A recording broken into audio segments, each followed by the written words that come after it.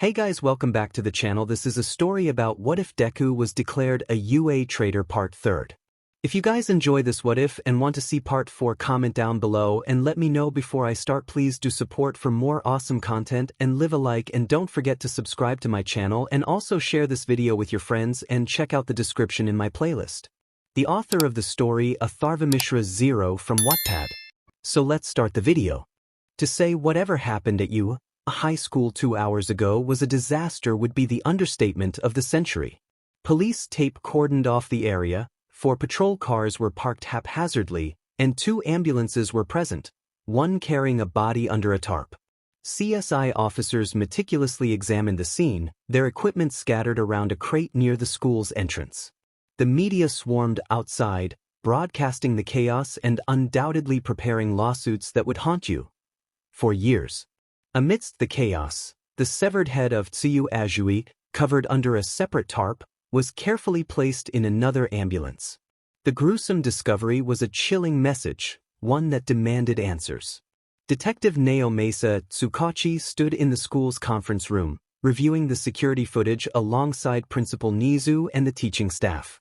The mood was grim, the air heavy with shock and anger. Class 1A students, still reeling from the horrific loss of their classmate, were being questioned one by one. 𝗧𝗍𝗪's assistant, Officer Sansa, entered the room briskly, holding a sealed brown envelope in his hands. "Detective, someone just delivered this for you." 𝗧𝗍𝗪 frowned. "From who?"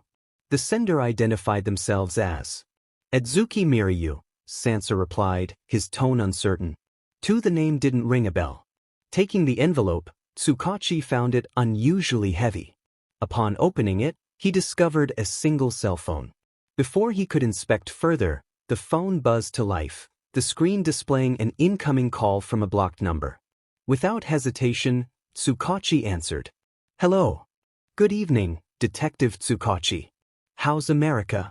Did you enjoy the change of scenery?" The voice on the other end was chillingly calm, but its owner was unmistakable. 𝗧𝗍𝗪's grip on the phone tightened. "Who is this?" "Izuku Midoriya," the voice replied with a chuckle. "Or should I say, try rearranging the letters. I'm sure you'll figure it out." Confused but wary, 𝗧𝗍𝗪 grabbed a pen and paper, jotting down the letters. Rearranging them in his mind, a single name emerged, one that sent a shiver down his spine. Izuku Midoriya.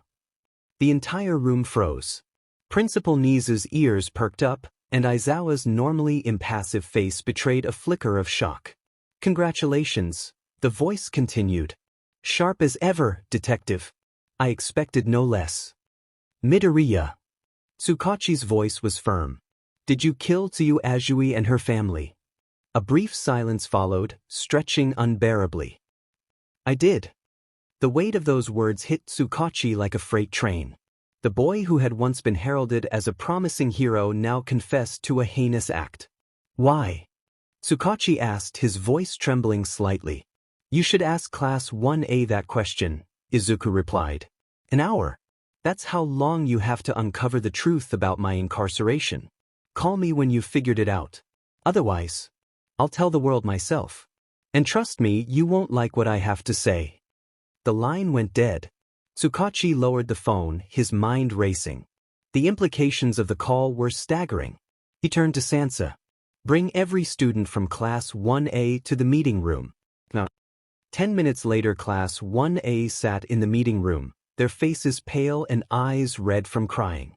The atmosphere was heavy with fear and confusion. 𝗧𝗍𝗪 stood at the front, flanked by Principal 𝗵𝗃𝗬 and Aizawa. "I know you're all shaken, but I need answers," 𝗧𝗍𝗪 began. "We don't have much time. Let's start with the last time you saw 𝗧𝗍𝗪." Achiko Uraraka, her voice shaky, wiped at her tears. "We were all planning to go to the mall. But 𝗧𝗍𝗪 got a call from her mom. She said it was urgent and left in a hurry. That's the last time I saw her." The detective nodded. "And what about Izuku Midoriya? What can you tell me about him?" The mention of the name caused visible tension in the room. Ijiro Kirishima frowned. "What does he have to do with this?" "That's what I'm trying to figure out," 𝗧𝗍𝗪 replied. "Let's start with this. Did you, as a class, accuse him of being the traitor 7 months ago?" 𝗵𝗃𝗃 scoffed. "Damn right we did. That nerd was always muttering, writing creepy stuff in his notebook. It was obvious he was up to something." "Did you ever look at the contents of those notebooks?" 𝗬𝗂𝗁 pressed. "Yeah, 𝗵𝗃𝗲 admitted. Back when we were kids. It was all weird hero analysis stuff." "So you accused him based on that?" "He was always acting suspicious." 𝗵𝗃𝗲 snapped. "We all agreed." 𝗬𝗂𝗁's eyes narrowed. "Did Midoriya ever have a criminal record?" "No." "Any known contact with villains?" "No." "Did he ever display villainous behavior during his time at UA?" "No." 𝗵𝗃𝗲 shouted, his frustration growing. "Then how," 𝗬𝗂𝗁 asked coldly, "did you conclude that he was a traitor?" The silence that followed was deafening. One by one, the students avoided eye contact, their guilt written plainly on their faces. 𝗬𝗂𝗁 sighed heavily. "Let me make this clear. My quirk is lie detector. From the moment I stepped into this room, not a single word you've said about Midoriya has been truthful. You lied to your teachers, to the pro heroes, and to me." "What?" 𝗵𝗃𝗲's face turned ghostly pale. The other students looked equally stricken. "You framed him," 𝗬𝗂𝗁 said, his voice sharp as a blade. "Out of jealousy, fear, or whatever petty reason you had, you destroyed his life. And now you've brought this on yourselves." The room was filled with stunned silence as 𝗬𝗂𝗁 pulled out the phone and dialed Izuku's number. When Izuku answered, his voice was calm, almost mocking. "So, detective, did you find the truth?" "Yes," 𝗬𝗂𝗁 said grimly. "Your classmates framed you." "Put me on speaker," Izuku demanded. 𝗬𝗂𝗁 complied, setting the phone on the table. "Well, Kaken," Izuku said, his tone venomous, "how does it feel, knowing that your actions have consequences?" 𝗵𝗃𝗲 gritted his teeth but said nothing. "Where are you, Deku?" he growled. "I'll find you and you won't do anything," Izuku interrupted, his voice cold. "You're nothing but a coward. You all are. You destroyed me because you couldn't handle the fact that I was better than you." "Midoriya," 𝗬𝗂𝗁 interjected, "we need to resolve this. Come back to you, and we'll ensure you get a fair trial." Izuku laughed bitterly. "Fair trial? That's rich coming from you. I'll give you one chance, detective. Fix this mess. Or the next time we talk, it won't be words I'm sending your way." The line went dead again. 𝗬𝗂𝗁 looked at the students, his expression grim. "You've made a terrible mistake. And now we all have to deal with the consequences." Afterwards, Izuku Midoriya sat comfortably in a lavish, dimly lit office adorned with expensive Russian and Japanese antiques. He wore an imposing, dark suit, a sharp contrast to his usual hero attire. The air was thick with tension and an unspoken power dynamic as two men sat across from him, Ivan and 𝗵𝗃𝗃. Ivan, the silver-haired young man with sharp features and an air of arrogance, leaned back in his chair. His piercing gaze studied Izuku carefully. Ivan was the heir to the Russian underworld, a position inherited from his father, a former associate of the Midoriya family. His quirk, a crude imitation of 𝗷, allowed him to borrow quirks temporarily but with severe limitations. Despite its flaws, it gave him an edge in the brutal world of organized crime. One next to him sat 𝗵𝗃𝗃, a man of towering stature and overwhelming confidence. With his broad shoulders and thick brown hair, 𝗵𝗃 radiated an energy of casual depth. Unlike Ivan, 𝗵𝗃 wasn't here for power plays. He claimed to be paying back a personal debt to Izuku Midoriya, one that he refused to elaborate on but spoke of with an odd mix of respect and nonchalance. Izuku leaned forward, resting his chin on his steepled fingers, his emerald eyes glowing faintly with a mix of curiosity and menace. "Ivan, I assume this visit isn't just a social call. Let's get straight to the point." Ivan smirked, his confidence bordering on insolence. "Shows," he began, using his personal moniker. "My father owed 𝗷 a debt. Since you inherited his legacy, that debt is now yours. I'm here to repay it." Izuku raised an eyebrow. "Repayment? And what exactly do you think you owe me?" Ivan shrugged, feigning indifference. "Anything you want. My resources, my loyalty, my quirk. Name it and it's yours." 𝗵𝗃𝗃 chuckled, cutting through the tension with his deep voice. "This kid's all business. Reminds me of you, Midoriya." He leaned forward, placing a small, intricately wrapped box on the table. "I'm here for a different reason. Your mother did me a kindness a long time ago. This is my way of paying it forward. Inside is something that might interest you." Izuku regarded the box with suspicion but didn't open it. Instead, his focus shifted back to Ivan. "Your father was reckless, Ivan. A knockoff version of 𝗷𝗵𝗃 is dangerous, but also pathetic. Your debt won't be settled so easily. I don't just need loyalty. I need results. Prove to me you're not a liability." Ivan's smirk faltered, but he quickly regained his composure. "What do you want me to do?" Izuku's aura filled the room, oppressive and terrifying as he stepped closer to 𝗏𝗏, who remained seated with a calm demeanor, though even he felt the weight of Izuku's presence. Ivan, on the other hand, tensed, gripping the arms of his chair as if to steady himself.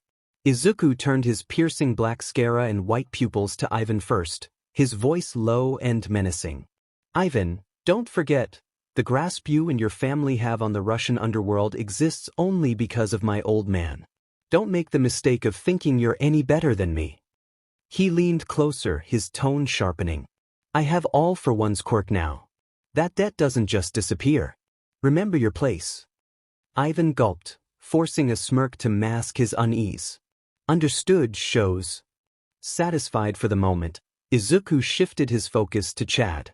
"And you," he said, his voice no less intimidating, though his curiosity now tempered the edge.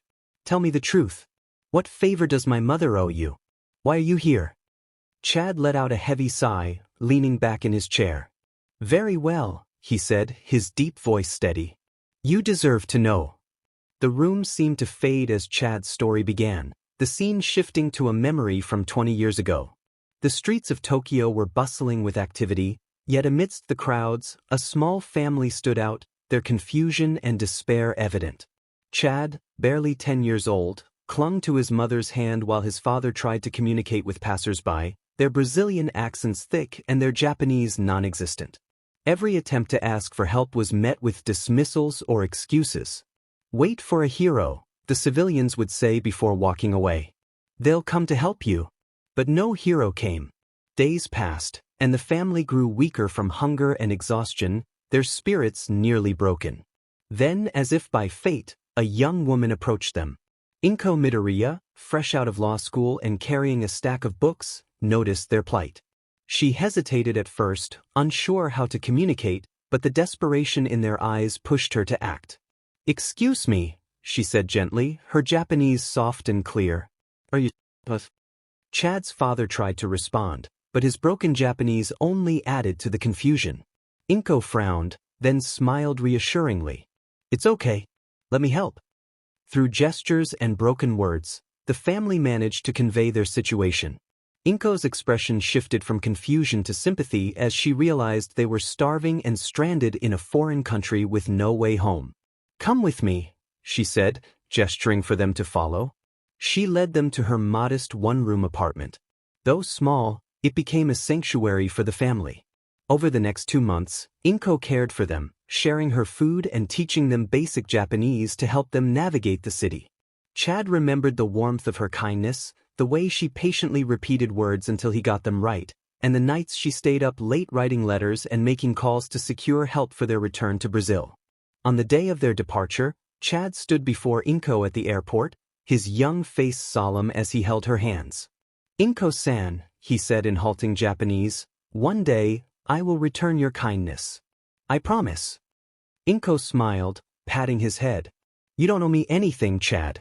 Just live a good life." The memory shifted to just a few months ago. In Brazil, 𝗏𝗏 was busy with his work when a young boy rushed into his office, breathing. "Your parents need you. They're crying."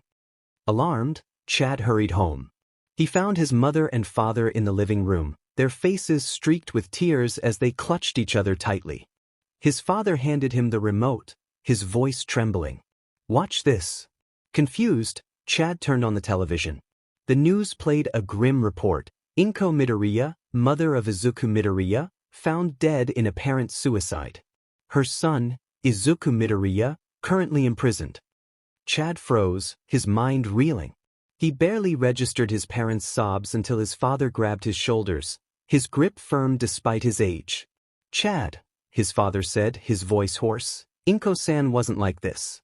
And neither can her son be. You know that. Go to Japan. Repay your debt." His mother nodded through her tears. "She saved us, 𝗏𝗃. It's time for you to save her family." 𝗏𝗃 swallowed hard, the weight of their words sinking in. "All right," he said finally, his voice resolute. "I'll go." Back in the present, 𝗏𝗏 finished his story, his brown eyes meeting Izuku's unflinchingly. "Your mother was a saint, kid. She didn't just save my family, she gave us hope when no one else would. I couldn't ignore that, not after what happened to her. My parents made sure I remembered my promise, and now I'm here to keep it." Izuku was silent for a long moment, his expression unreadable. Then he nodded slowly. "All right, 𝗏𝗏. I believe you. But understand this, helping me means becoming part of my world. There's no turning back." 𝗏𝗏 smirked, standing tall. "I figured as much. Let's just say I'm ready for whatever comes next." Izuku's gaze flickered to Ivan, who was still sitting stiffly in his chair. "You'd do well to learn from him, Ivan.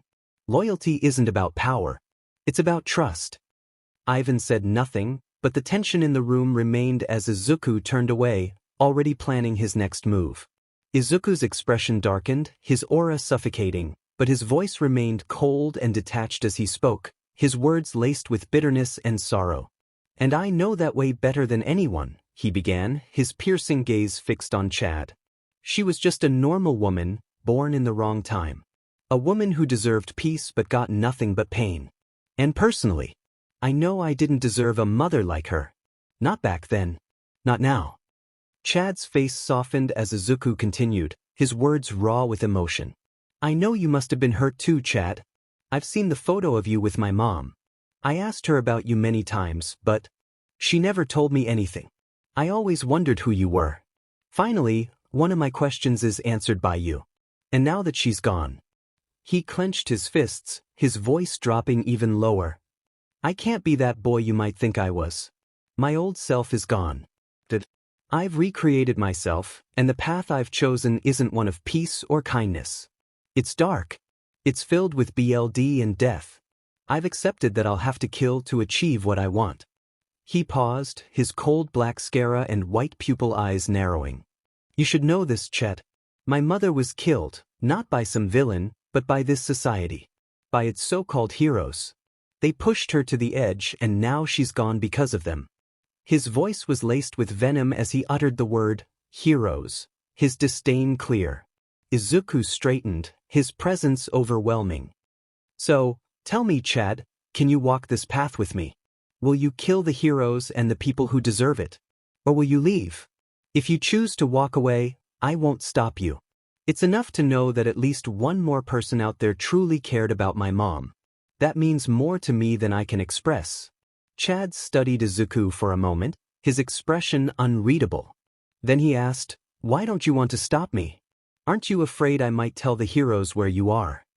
Izuku's lips curved into a cold smirk, his voice sharp yet detached. "Because I know you won't." 𝗏𝗏 raised an eyebrow, and Izuku stepped closer, his tone unwavering. "You owe my mother far too big a favor to betray me.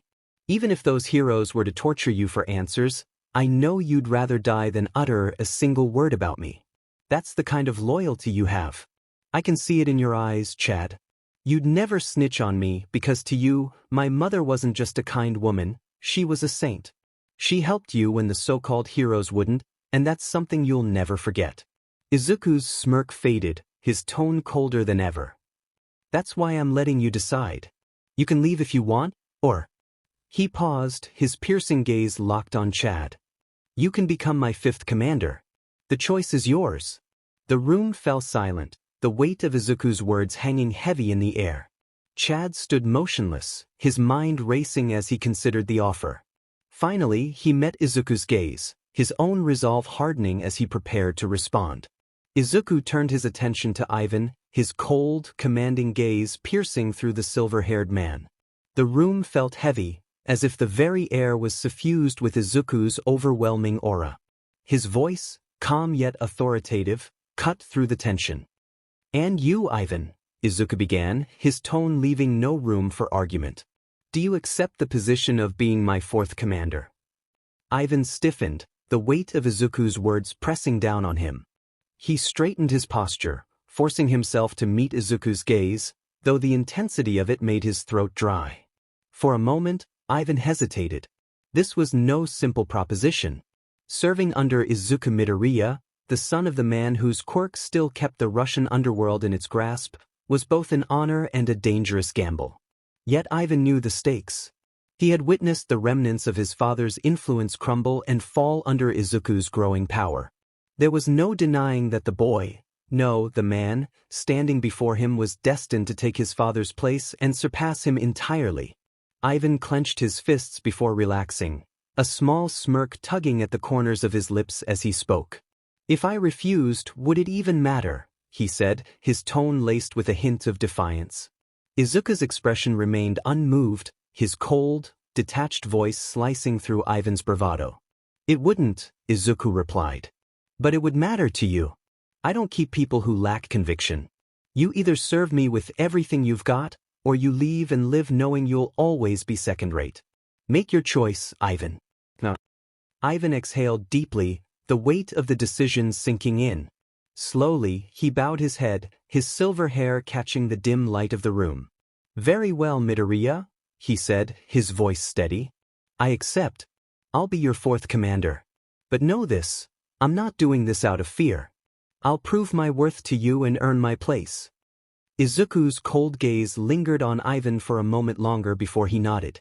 "Good," he said simply, his tone unwavering. "Remember, Ivan, loyalty isn't just a word to me. It's everything. If you betray me, there won't be a second chance." Ivan straightened, a determined look in his eyes. "You won't regret this decision," he promised. Izuku gave a faint smirk, the closest thing to approval he ever showed. "See that I don't." With that, he turned his attention back to 𝗧𝗵𝗲, the air in the room still heavy with unspoken tension and the weight of destiny. The room fell into a brief silence, the only sound being the faint creak of 𝗧𝗵𝗲 shifting in his seat. His mind raced, torn between his principles and the unshakable debt he owed to Izuku's mother. Inko's kindness and the weight of her sacrifice lingered heavily in his heart. Finally, 𝗧𝗵𝗲 exhaled deeply, his voice steady but thoughtful as he spoke. "Very well, Midoriya," 𝗧𝗵𝗲 said, his tone resolute. "I accept your offer. But know this, I will not partake in killing any innocents or doing anything that goes against my principles. If you want me by your side, it'll be on those terms. Will you accept that?" Izuku's gaze, chilling and otherworldly, with black sclera and stark white pupils that seemed to pierce through 𝗧𝗵𝗲's soul, locked onto him. For a moment, the tension in the room seemed to intensify, as though 𝗧𝗵𝗲's words had struck a nerve. But then, to 𝗧𝗵𝗲's surprise, Izuku's lips curled into a faint smirk, not one of mockery, but of acknowledgement. "Very well, 𝗧𝗵𝗲," Izuku said, his voice calm but carrying a quiet authority. "I don't expect you to be something you're not. Your loyalty to my mother speaks louder than any words could. Welcome to my circle, Commander 𝗧𝗵𝗲, the fifth commander of my empire." 𝗧𝗵𝗲 blinked, momentarily taken aback by Izuku's acceptance. But there was no mistaking the sincerity in Izuku's words. The younger man's respect for his mother's legacy ran deep, and it seemed he valued 𝗧𝗵𝗲's steadfast principles as part of that legacy. "I won't disappoint you," 𝗧𝗵𝗲 said firmly, rising from his seat to stand tall. Izuku nodded, his expression unchanging, his otherworldly eyes almost glowing with a faint, eerie intensity. "See that you don't," he replied. "We've got a long road ahead, and I need commanders I can trust. Prove to me that my decision wasn't misplaced." 𝗧𝗵𝗲 crossed his arms, his eyes meeting Izuku's with newfound determination. "You'll see, Midoriya. You'll see." As the room settled into a quieter atmosphere, Izuku turned his piercing gaze to 𝗧𝗵𝗲, his black sclera and white pupils making his expression even more intimidating. He leaned forward slightly, his voice calm yet probing, as if dissecting the man before him.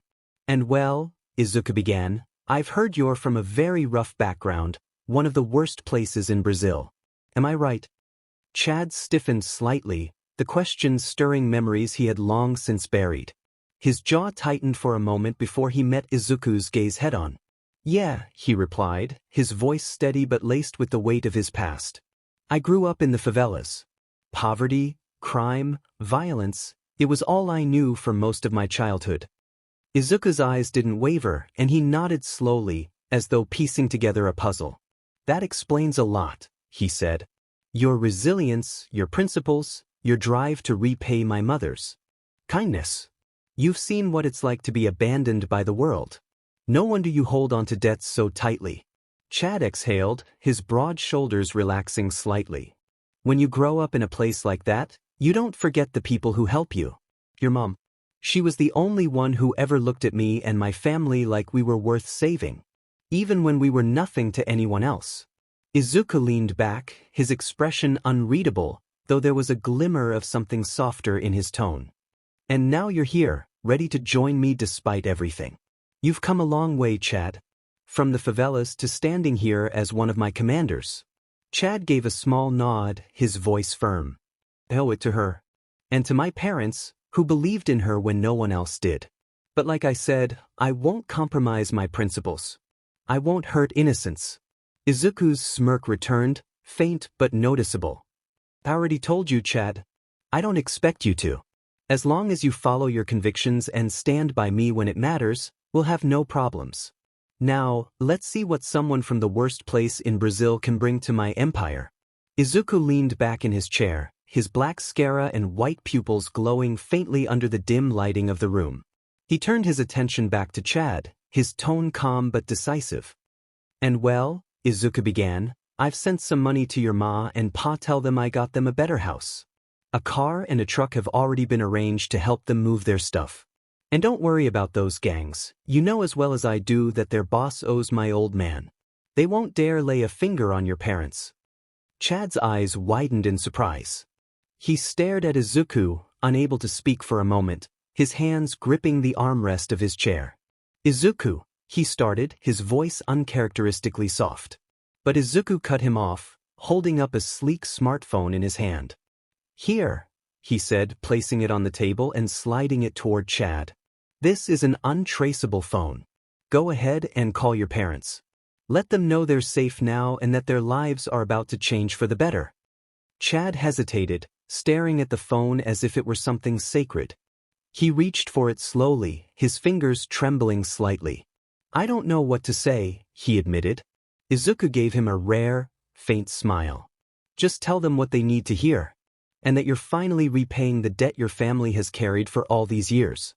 That's enough. 𝗏𝗏 nodded, clutching the phone tightly in his hand. Thank you, Izuku.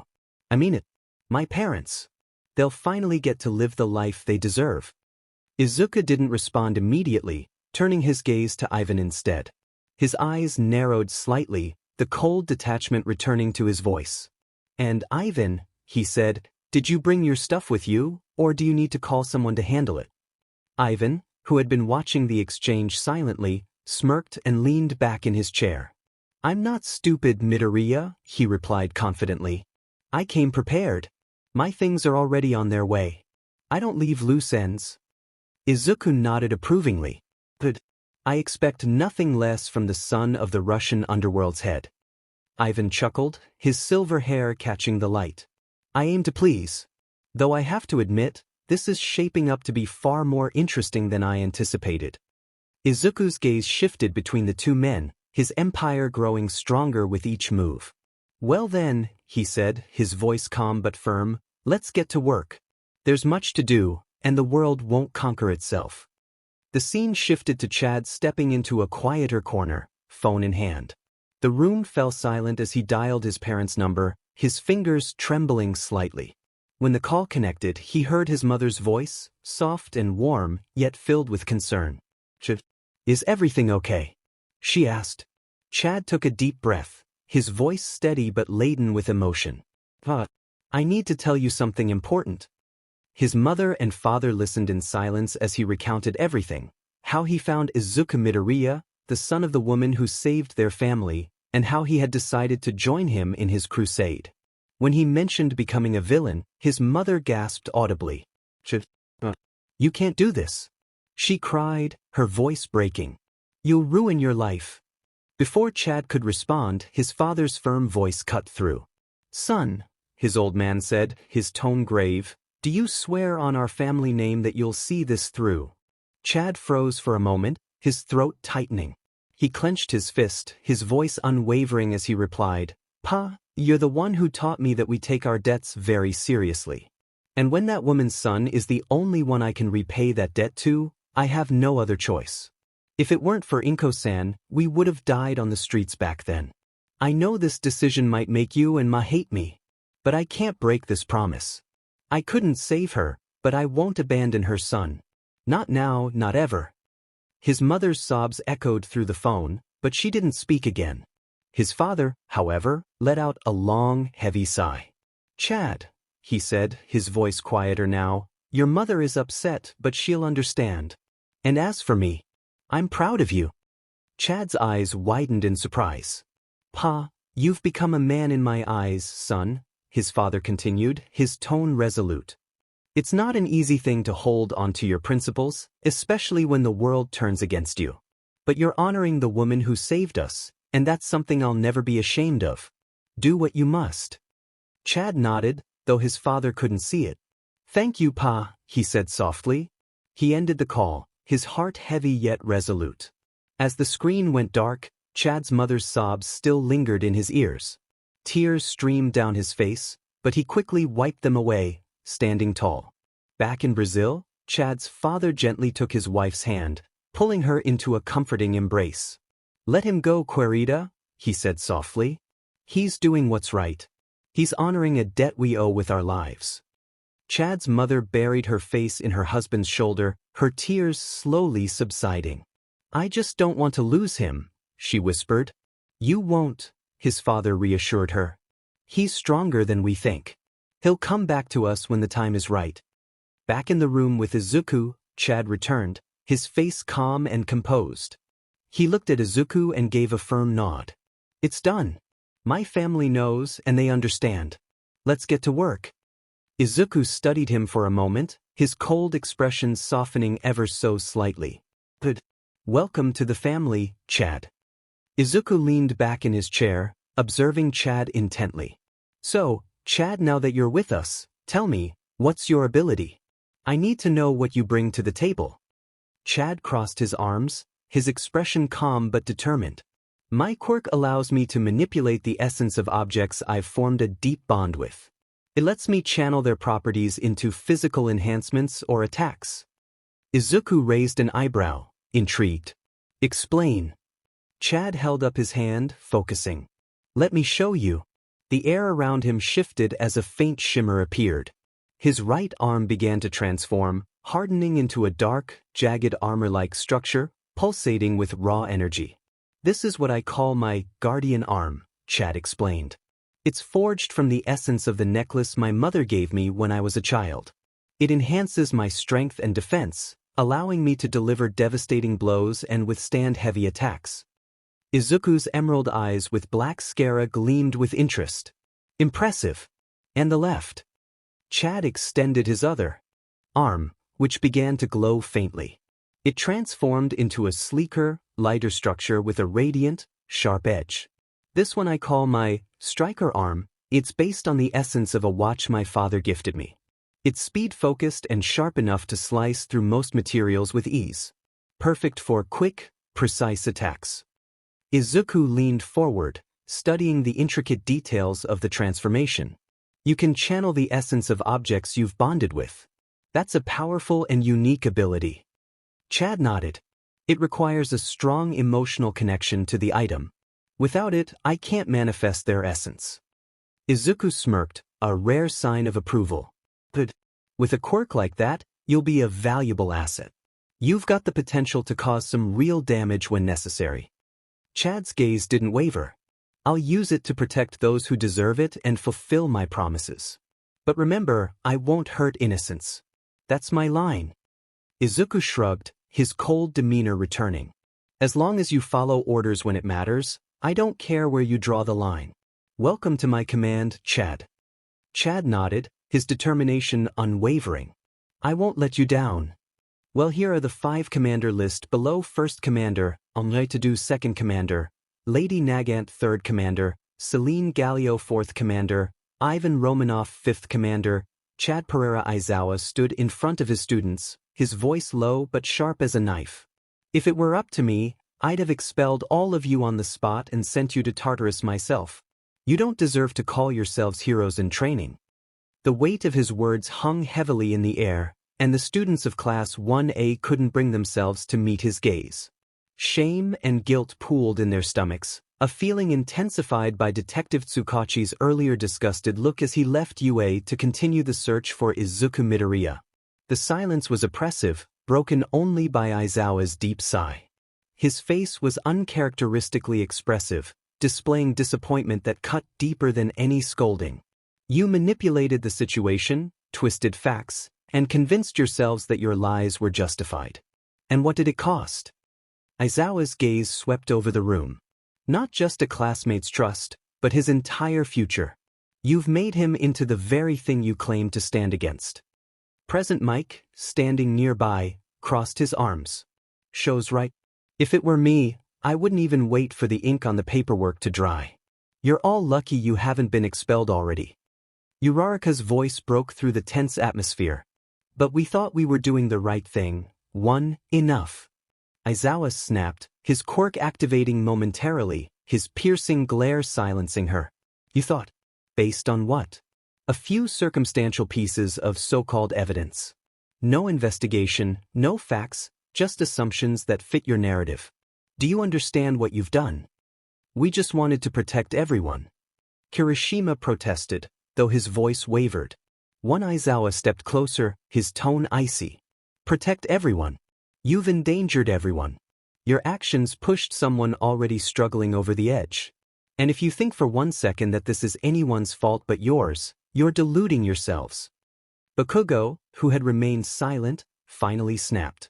It's not my fault that Deku was too weak to handle it. Aizawa moved faster than anyone anticipated, slapping Bakugo across the back of his head hard enough to make the room collectively gasp. The explosion user turned in stunned silence, holding his head. You don't get to speak, Aizawa said, his voice dangerously low. Not after everything you've done. You're not a hero. None of you are. You're cowards who picked an easy target and ruined him because it was convenient. The mention of Tsuyu fate cut through the room like a blade. Aizawa's voice cracked as he continued, Do you know whose BLD is on your hands now? Tsuyu's. Her family's. Everyone Midoriya hurts from now on is your responsibility, and no one else's. Principal Nizu, standing beside Aizawa, cleared his throat to finalize the punishment. You will all serve 3 months of nightly detention, scrubbing the entire school and dorms. Once that is complete, you will no longer be part of Class 1A. Find another instructor, transfer to another school, it doesn't matter. You've lost the privilege of being taught by Aizawa. What? Kaminari exclaimed. You heard me, Nizu said sharply. The only reason you're not being expelled today is because if you leave now and Midoriya targets you, the blame falls on us. But once this crisis is resolved, you'll no longer be students here. That is final. The staff left the room, leaving the students in stunned silence. In the teacher's lounge, Aizawa slumped against the wall, burying his face in his hands. A quiet sob escaped him, his guilt threatening to crush him. He had failed as a teacher, as a protector, and most importantly, as someone who should have believed in his students, not just the loudest voices in the room. I screwed up, he whispered to no one in particular. The door creaked open, and Nomiuri entered, her arms crossed. Well, if it isn't the great Eraserhead. The man who always knows best. Not now, Nomiuri, Aizawa muttered, his voice hollow. No, now is exactly the time, she shot back, standing over him. I told you this would happen. I told you to investigate, to think before acting. But you didn't listen. And now a kid's life is ruined. Bravo, Shoyuta. Proud. I know, he murmured. Nomiuri crouched down to meet his gaze. No, you don't. Because if you did, you wouldn't have let it get this far. Do you even realize how broken he must have been to fall this far? Aizawa clenched his fists. I don't need you to rub it in. I know I failed him. Good, Nomiuri said coldly. Because now you get to live with it. In the meeting room, Nizu laid out a file in front of the staff and Detective 𝗧𝗵𝗃𝗁. This is everything we have on Midoriya. His time at UA, his academics, and a note I failed to dig deeper into until now. 𝗧𝗵𝗃𝗁 raised an eyebrow. What note? Nizu hesitated before speaking. Midoriya attended the same middle school as Katsuki Bakugo. Upon closer inspection, his school records were fabricated. There's evidence of extensive bullying, physical and emotional. The room fell silent as the gravity of Nizu's words sank in. Aizawa's shoulders sagged further as he stared at the file. We allowed this to happen, Nizu said quietly. We trusted incomplete records, ignored red flags, and now. He trailed off, his expression unreadable. We let a child fall through the cracks, 𝗧𝗵𝗃𝗁 said grimly. And now we have to face the consequences. The meeting continued, but the weight of guilt hung heavily over everyone present. Bring him back. President Mike asked skeptically. What if he doesn't want to come back? What if he sees us as the enemy? Aizawa's jaw tightened. Then we'll cross that bridge when we get to it. But we can't just write him off. Not yet. Nizu stood, signaling the end of the meeting. We'll work with the police and the hero community to locate him. In the meantime, I suggest we all reflect on our roles in this situation.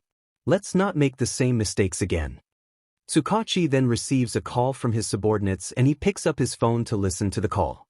The detective then listened to it before his face turned into a dreaded look as everyone saw it, wondering what news the detective heard at the end of the call that managed him to make that kind of face. Okay, thanks. 𝗧𝗵𝗃𝗁 ends the call before turning his attention to the rest of them. I just got off the phone with my subordinates asking some questions with the head jailer of Tartarus. Turns out, Midoriya does have a few enemies while inside of Tartarus. Enemies? Toshinori took notice of the mention of enemies, which is more than one. The kid is a former student of the prestigious hero school in Japan and we put him with tons of criminals, you do the math. 𝗧𝗵𝗃𝗁 quipped. Turns out, the kid always gets into a fight with the other inmates and gets sent into the infirmary 3 times in just the first month. 𝗧𝗵𝗃𝗁 reported and noticed the discomfort look on the other teachers' faces. Midoriya always gets into the fight until the second month where someone stood up for the kid and the kid retaliates and fought back with the other inmates instead. So who's this mysterious savior of his? 𝗧𝗵𝗃𝗁 asked, wondering about the identity. I think you all knew him. 𝗧𝗵𝗃𝗁 showed the name of the prisoners' list of Midoriya's cell wing. And their cell was right next to each other. Everyone looks at the paper consisting of the prisoner's name and inmate number with the number of each prisoner's cell number, and they find Midoriya's name with the number 34 and they recognize his neighbor in the cell, 𝗧𝗵𝗃𝗁𝗏, aka the hero killer Stain. The room fell silent after hearing the name, 𝗧𝗵𝗃𝗁𝗏. Everyone exchanged uneasy glances, the weight of the revelations sinking in. Stain, 𝗵𝗃𝗁𝗏 finally muttered, breaking the silence. Midoriya spent months being mentored by him. No wonder. The teachers' unease only deepened as they began to consider what Stain could have imparted to Izuku. Stain was no ordinary villain, Nizu mused, stroking his chin. His ideology, discipline, and martial arts skills are among the best we've ever seen. If Midoriya trained under him, we may be dealing with someone far more dangerous and skilled than we anticipated. And now the Yamazaki clan has entered the picture. Midnight asked, her voice laced with a mixture of worry and incredulity. This just keeps getting worse. Wait, 𝗧𝗵𝗃𝗁𝗏 interrupted. The Yamazaki had visited him. As in the Yamazaki clan. The underground crime syndicate. 𝗧𝗵𝗃𝗁𝗏 nodded grimly. Yes. The clan head reportedly took an interest in Midoriya after his infamous fights with both inmates and guards. According to my sources, the head was impressed by his sheer willpower, skill, and resilience. They even referred to him as a diamond forged under pressure. And what exactly does the Yamazaki clan want with him? Vlad King asked, his voice filled with frustration. It's hard to say, 𝗧𝗵𝗃𝗁𝗏 replied. But knowing their history, they might see him as an asset, a weapon to use against their enemies or even society itself. Fantastic, Izuku muttered sarcastically, rubbing his temples. So, we not only pushed him into the hands of Stain but potentially into the grasp of one of the most dangerous criminal organizations in the country. One Nizu interjected, his voice calm but firm. This is more than a failure on our part. We didn't just fail Midoriya as educators and heroes, we created a potential threat to society by misjudging and mistreating him. But why would Midoriya even entertain the Yamazakis? 𝗵𝗃 asked, confused. He doesn't seem like the kind of kid who would willingly join a criminal syndicate. Desperation and anger, Nomiuri said softly. We took everything from him. His dreams, his reputation, his mother. He has nothing left to lose, and that makes him dangerous. And if Stain shaped his mindset during their time together? Izuku trailed off, his expression dark. He might already be seeing the flaws in hero society through Stain's eyes. Midoriya doesn't need a quirk to be a threat, 𝗧𝗵𝗲 added gravely. He's already proven that with his analytical mind, adaptability, and combat skills. If he combines that with Stain's ideology and the resources of the Yamazaki clan, we're in serious trouble. The room was heavy with tension as the gravity of the situation settled over the group. We need a plan, Nizu finally said. Not just to find him but to understand how to approach him. If we go in guns blazing, we may just push him further into the darkness. What about the Yamazakis? Mike asked. If they're involved, won't they protect him? That's why we have to be careful, 𝗧𝗵𝗃 replied. If Midoriya is aligning with them, any misstep on our part could solidify his loyalty to them. Do you think he's already been fully corrupted by Stain and the Yamazakis? 𝗵𝗃 asked. No, Izuku said firmly. Midoriya's not lost yet. He's angry, betrayed, and grieving, but there's still a chance to reach him. We just need to find the right way to approach him. 2. And what if we can't? Nomiuri asked, voicing the question everyone was too afraid to ask. Izuku's eyes darkened. Then we'll have to face the consequences of our mistakes head-on. The room went silent again as the weight of Izuku's words hung in the air. Everyone knew that finding Izuku and bringing him back wouldn't just be a matter of skill or strategy, it would require undoing years of damage caused by their own negligence. And even then, there were no guarantees. Midoriya stood in the dimly lit warehouse, wearing a sharp black shirt and tailored breathes that exuded authority. Across from him was Ivan, the Russian underworld Don's son and the fourth commander of the syndicate. Beside Ivan stood his mercenary, a former soldier-turned-arms dealer. The air was tense but calm as the mercenary placed a briefcase on the table and opened it, revealing a sniper rifle of unparalleled craftsmanship. Ivan smirked, leaning slightly forward. You got what you asked for, Midoriya, he said, his Russian accent thick but clear. Midoriya scanned the weapon and nodded in approval. Without looking away, he took out his phone and called someone. Nagant, he said calmly, your early Christmas present is here. Ivan has it, a one-of-a-kind sniper. The mercenary, leaning against the table, sneered. Pretty boy knows his guns. Didn't think someone like you would. Midoriya shifted his piercing gaze to the man. His voice, cold and sharp, cut through the room. Watch your mouth, he said, this time in fluent Russian. Ivan's men froze, exchanging nervous glances. The briefcase was passed to Midoriya, who inspected the sniper with precision. As he handed it back to Nagant, he said, This is Ivan, the Russian underworld Don's son. Remember the name, it carries weight. Nagant took the sniper and smiled slightly, appreciated. Looks like Christmas came early. The mercenary, now emboldened by her presence, made a lewd comment and reached out toward her. Before he could get far, Nagant's hand darted forward, twisting his arm and slamming him into the table. Touch me again, she said coldly, and you'll lose more than just your pride. As the mercenary backed off, humiliated, Midoriya sighed and began unbuttoning his shirt. Nagant, he said, handing her the neatly folded fabric, hold this for me. Nagant blushed slightly, her sharp demeanor faltering as her eyes lingered on his chiseled physique. Hidden in the shadows, 𝗬𝗨 quietly recorded everything on her phone, her Yandra tendencies kicking in as she muttered, "So perfect. So strong." Midoriya walked toward the mercenary, his steps slow and deliberate. The room fell silent, and Ivan watched with a mix of respect and fear. "You had your chance," Midoriya said flatly, his tone devoid of emotion. "But you don't seem to understand who you're dealing with." The mercenary barely had time to react before Midoriya's fist shot forward like a bullet. The force of the punch was catastrophic, as the man's skull crumpled under the sheer pressure, disintegrating into powder. BLD and bone fragments sprayed across the room, and the lifeless body collapsed to the floor in a heap. Nagant stared in shock, clutching the sniper and the shirt tighter. "One punch," she murmured. Ivan stepped back, visibly shaken. "Consider this a lesson," Midoriya said, turning his cold gaze toward him. "Next time, keep your men in check." Midoriya took the shirt from Nagant, slipping it back on effortlessly. As he adjusted the collar, he turned to her and said, "Let's go. Business here is done." 𝗬𝗨, still hiding, whispered to herself, "That's my Midoriya. No one else can have him."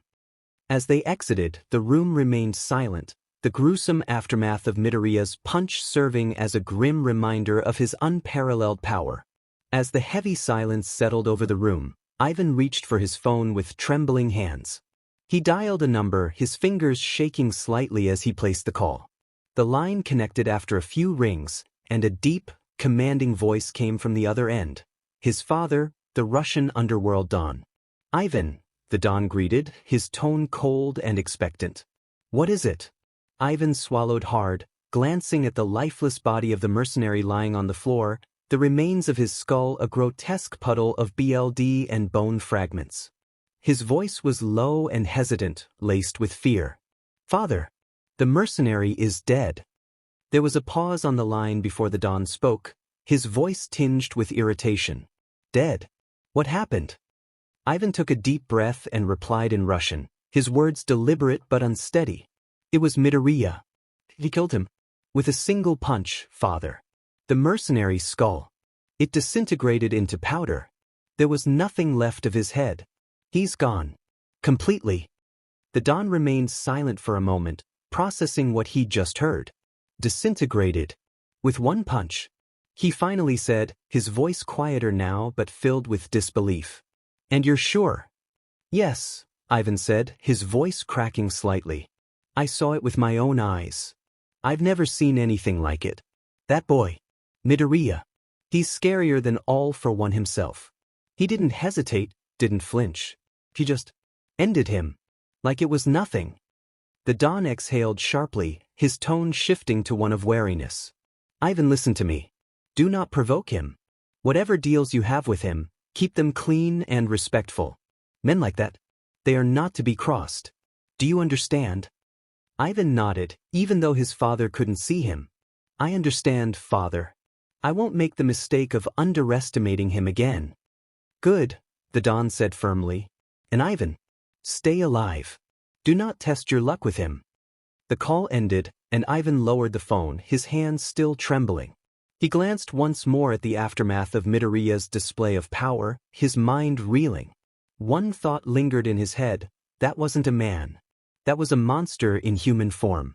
As Ivan stood there, staring at the horrifying aftermath of Midoriya's sheer brutality, his phone buzzed in his hand again.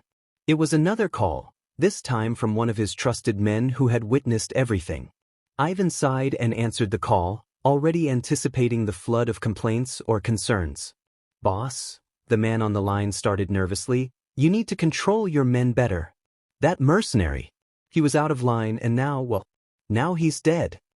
Ivan pressed a hand to his forehead, irritation bubbling to the surface. "I know he's dead," he snapped, speaking in Russian. "I just called my old man about it. That 𝗵𝗃𝗃 tried to touch one of Midoriya's subordinates. What the hell did he think would happen?" The voice on the other line grew quieter. "We thought maybe Midoriya wouldn't do anything, boss. You know, keep it diplomatic. But we were wrong. He didn't just kill him, he obliterated him. One punch, and the guy's head was gone, like it had been turned into liquid. I've never seen anything like it." Ivan clenched his jaw and barked, Of course he wouldn't let it slide. You idiots still don't understand who you're dealing with, do you? This isn't some small-time thug or wannabe hero. This is Midoriya. He doesn't care about threats or posturing. That mercenary tried to run away, thinking he'd get away with it, but no one escapes Midoriya's judgment. The man on the line hesitated before saying, "Boss. He's worse than you. Hell, worse than your father." The way he looked at that mercenary, cold, emotionless, like the man's life was just a nuisance. I've seen killers before, but nothing like him. Ivan let out a dry, humorless laugh. You think I don't know that? My father said it himself. Midoriya is scarier than 𝗳𝗏𝗺. And you know what? I believe it. That man. He's not just a monster, he's the kind of demon you don't cross, ever. Ivan paused, his voice lowering to a deadly whisper. Listen to me and listen well. Tell every single man under my command, no one messes with Midoriya or anyone under his protection. I don't care who it is. They try something stupid, and I won't save them. They'll be on their own. Understood? Understood, boss, the man replied quickly. Ivan ended the call and stared at the mess before him one last time, muttering under his breath, Midoriya, you're a nightmare in human form. God help anyone who thinks they can stand against you. As the scene settled, Midoriya turned to 𝗫𝗵𝗃, holding out his hand casually. Can I get my shirt back now? He asked, his calm tone breaking the silence. 𝗫𝗵𝗃, who had been standing there, still flustered by the sheer display of power and, frankly, his chiseled physique, quickly snapped out of her trance. Blushing deeply, she handed him his shirt without meeting his eyes. Here, she said softly, her cheeks still glowing red. Midoriya slipped on his shirt as he adjusted his cuffs. Thanks. Now, I've got some business to take care of, he said, rolling his sleeves. 𝗫𝗵𝗃 looked at him, curiosity flickering in her eyes. Where are you going? She asked hesitantly. Midoriya smirked slightly. I'm going to buy a news company. The owner's in debt to my old man, 𝗳𝗏𝗺. He couldn't pay it back and ended up firing most of his employees. So, I figured I'd take it off his hands before it sinks completely. 𝗫𝗵𝗃 raised an eyebrow, still surprised by the sheer range of Midoriya's dealings. You're just going to buy a news company like that? She asked, almost incredulously. Midoriya chuckled. Why not? It's business, he said simply, shrugging. At that moment, Chad entered the scene, dressed impeccably in a bodyguard suit that matched his imposing physique. He nodded at Midoriya, who glanced at 𝗫𝗵𝗃 once more. Won't anyone figure out it's you? Buying a company isn't exactly subtle, 𝗫𝗵𝗃 asked, narrowing her eyes. Midoriya grinned. You know me, 𝗫𝗵𝗃. I destroyed all the jail cameras when I escaped. Nobody has a clear ID on me. Besides, I had 𝗳𝗏𝗃𝗃 distracted with something else while I handled it. Nobody will be able to trace anything back to me. 𝗫𝗵𝗃 shook her head, a mix of awe and exasperation on her face. You're something else, Midoriya, she muttered. As they spoke, a sleek, luxurious black car pulled up, a top-of-the-line vehicle befitting someone of Midoriya's stature. Chad, staying in character as the ever-diligent bodyguard, swiftly stepped forward and opened the door for Midoriya. Let's go, Midoriya said as he stepped inside. Chad gave 𝗫𝗵𝗃 a brief nod before getting into the driver's seat. 𝗫𝗵𝗃 watched them drive off, her mind still racing. Midoriya really does things on a different scale, she thought to herself, shaking her head as the car disappeared down the street. Meanwhile, in another part of the city, 𝗳𝗏𝗃𝗃 stood amidst a crowd of people. He had been handed a long list by Midoriya 3 weeks ago, tasked with finding individuals who were either quirkless or had quirks deemed useless by society. These were people who had been overlooked, marginalized, and left struggling for opportunities. Now, they were standing before him, looking unsure yet hopeful. 𝗃𝗃 scanned the group, his imposing presence making them all stand at attention. All right, he began, his booming voice carrying authority. You all want a job, right? Good pay, decent hours, and a place to live nearby. But first, get them here. At his command, 2 large trucks pulled up, their doors sliding open to reveal teams of hairstylists and makeup artists. The group of people looked confused as the stylists began setting up their stations.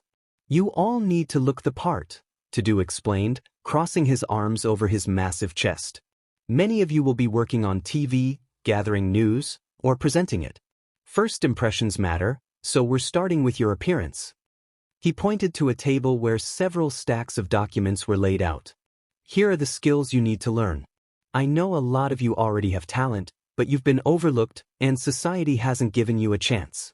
My boss believes in you. He knows what it's like to be in your shoes. He's been there, and he climbed his way out. Now he's offering you the same opportunity. 𝗳𝗏's tone softened slightly as he looked around at the hopeful faces. Don't waste this.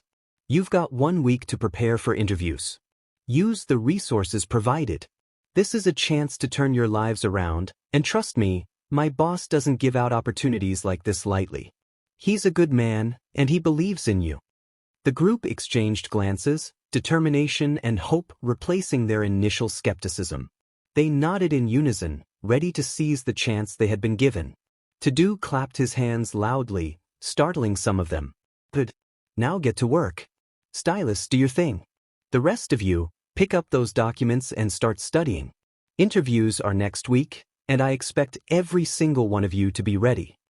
As 𝗳𝗏 watched them disperse to their tasks, he smirked to himself. Midoriya's vision is something else, he muttered. This news channel is going to be more than just a business, it's going to change lives. Inside the sleek luxury car, Midoriya leaned back in his seat, his sharp black 𝗧𝗪𝗃 and white pupils' eyes scanning through some documents on his tablet. Chad, sitting in the passenger seat, occasionally glanced back to ensure everything was secure. The faint hum of the car's engine filled the air, a soothing backdrop to their journey. Midoriya's phone buzzed, and he casually swiped to answer. 𝗳𝗏, he said, his voice calm and measured, how's everything going over there? On the other end, 𝗳𝗏's enthusiastic voice came through. Boss, everything's running smooth as butter. I've got the group assembled, just like you wanted. Quirkless folks, people with quirks society brushed aside. They're all here, ready to grab this opportunity. I even brought in hairstylists and makeup artists to polish them up for their roles. You know, first impressions and all that. Midoriya let out a small chuckle. That's good 𝗳𝗏. And the skills training. Did you distribute the materials? Of course. 𝗳𝗏 replied, sounding proud. I handed out all the documents you gave me. Told them about the interviews next week. They're fired up. These people have potential, boss. I can see it in their eyes. They just needed someone to believe in them. Midoriya smiled faintly, his expression softening. That's the point, 𝗳𝗏. I know what it feels like to be in their shoes. Society judged them for something beyond their control, just like it did to me once. If they're ready to work hard, I'll make sure they get the chance they deserve. There was a pause on the other end before 𝗳𝗏 spoke again, his tone more serious. Boss, I gotta say, you're something else. Not many would go this far for people they don't even know. Midoriya's gaze shifted out the car window as the cityscape rushed by. It's not about knowing them, 𝗳𝗏. It's about building something better. And this news channel. It's not just a business. It's a voice for people who've been ignored. Make sure they understand that. 𝗳𝗏's voice brightened. You got it, boss. They'll be ready to make you proud. I'll personally see to it. Good, Midoriya said, his tone firm yet kind. Keep me updated. And 𝗳𝗏. Thank you. Anytime, boss. 𝗳𝗏 replied with a grin in his voice before hanging up. Midoriya placed his phone down, glancing at Chad. Looks like things are on track. Let's make this meeting quick. I want to see how they're doing in person once we finalize the deal for the company. Chad nodded, opening the door for Midoriya as they arrived at their destination. Understood, sir. Let's get it done. Midoriya stepped out of the luxury car, his boots clicking on the pavement as he surveyed the area. The news station stood before him, its bold name, always all around, displayed across the entrance.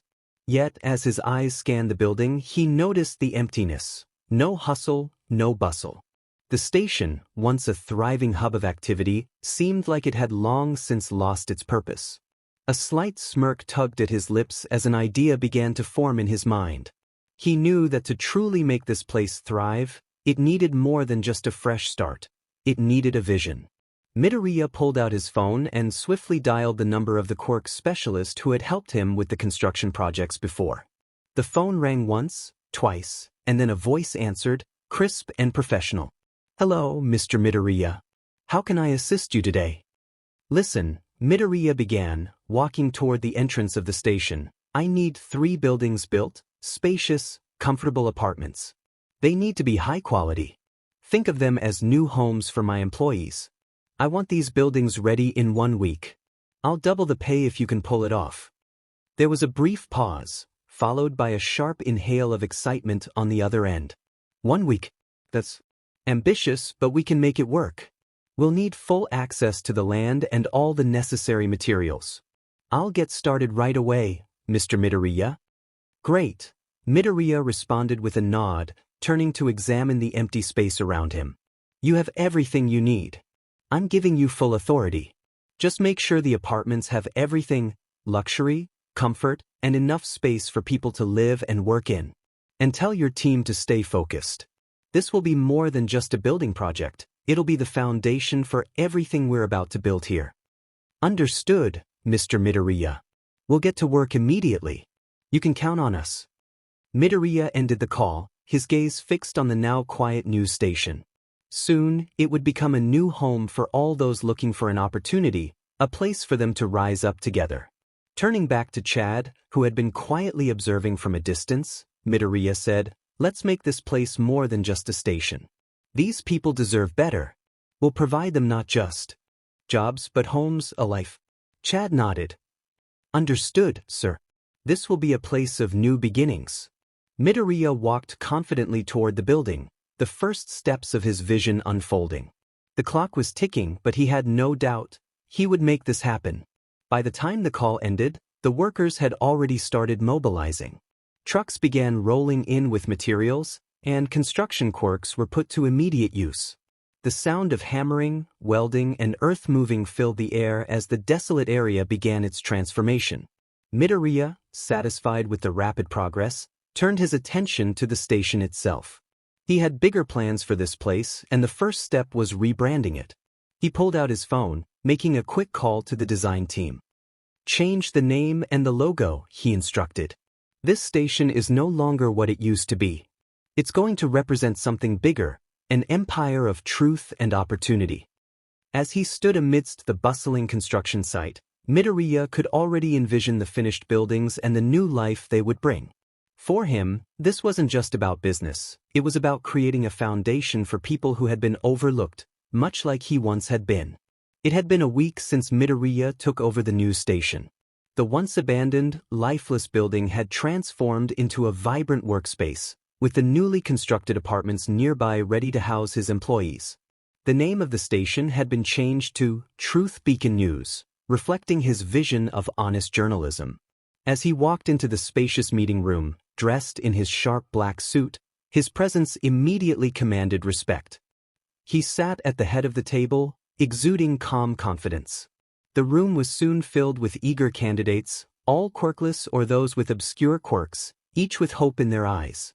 𝗳𝗍𝗬 entered with a stack of files, a satisfied grin on his face. "Boss, all the candidates are here. Prepped and ready for their interviews," he said, handing over the files. Midoriya nodded.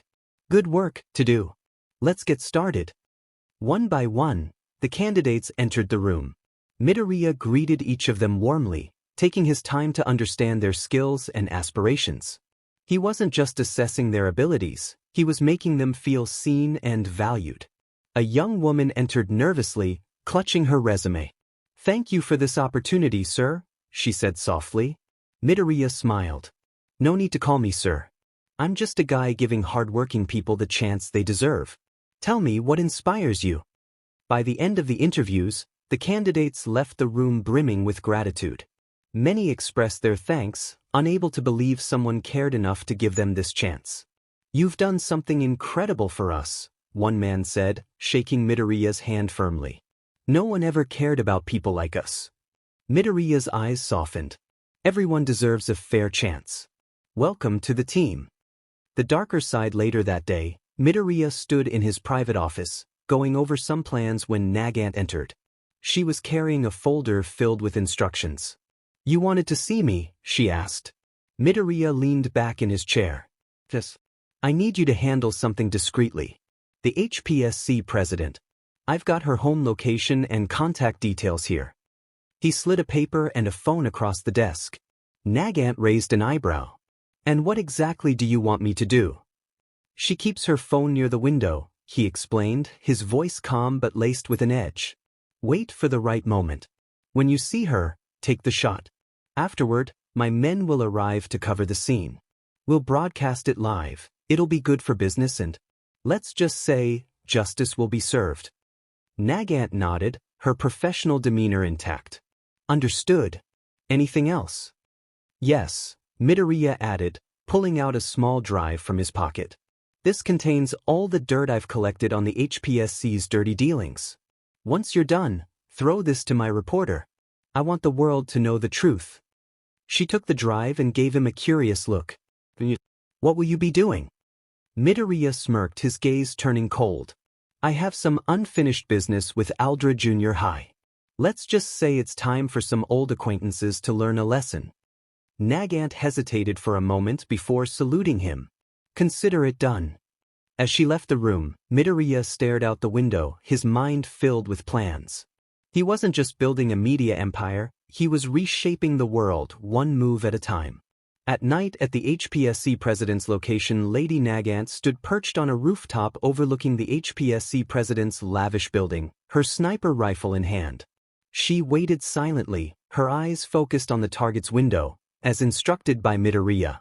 The phone number he provided was dialed, and the sound of ringing echoed faintly through her earpiece. Inside, Madam President approached her phone, which lay near the open window. Picking it up, she answered in a curt tone, "Who is this?" 𝗫𝗫 smirked as she whispered, "You're deaf." Before the president could react, 𝗫𝗫 pulled the trigger.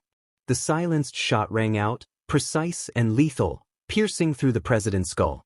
Her body collapsed, lifeless, to the floor. Down below, reporters affiliated with Midoriya's news company were already positioned. As instructed, 𝗫𝗫 tossed a small USB drive containing incriminating evidence of the 𝗵𝗃𝗃's corrupt deeds down to them. The reporters, wearing discreet disguises, quickly began capturing the scene while maintaining their cover. 𝗫𝗫 ensured her face was covered before disappearing into the shadows, leaving no trace of her presence. At Midoriya's company headquarters, Midoriya leaned back in his chair, watching the live feed on the large screen in the meeting room. A sly grin spread across his face as he observed the scene unfold. "It seems the plan went off without a hitch," he remarked, standing and addressing the room. "Everyone, get ready. This is our first breaking news story.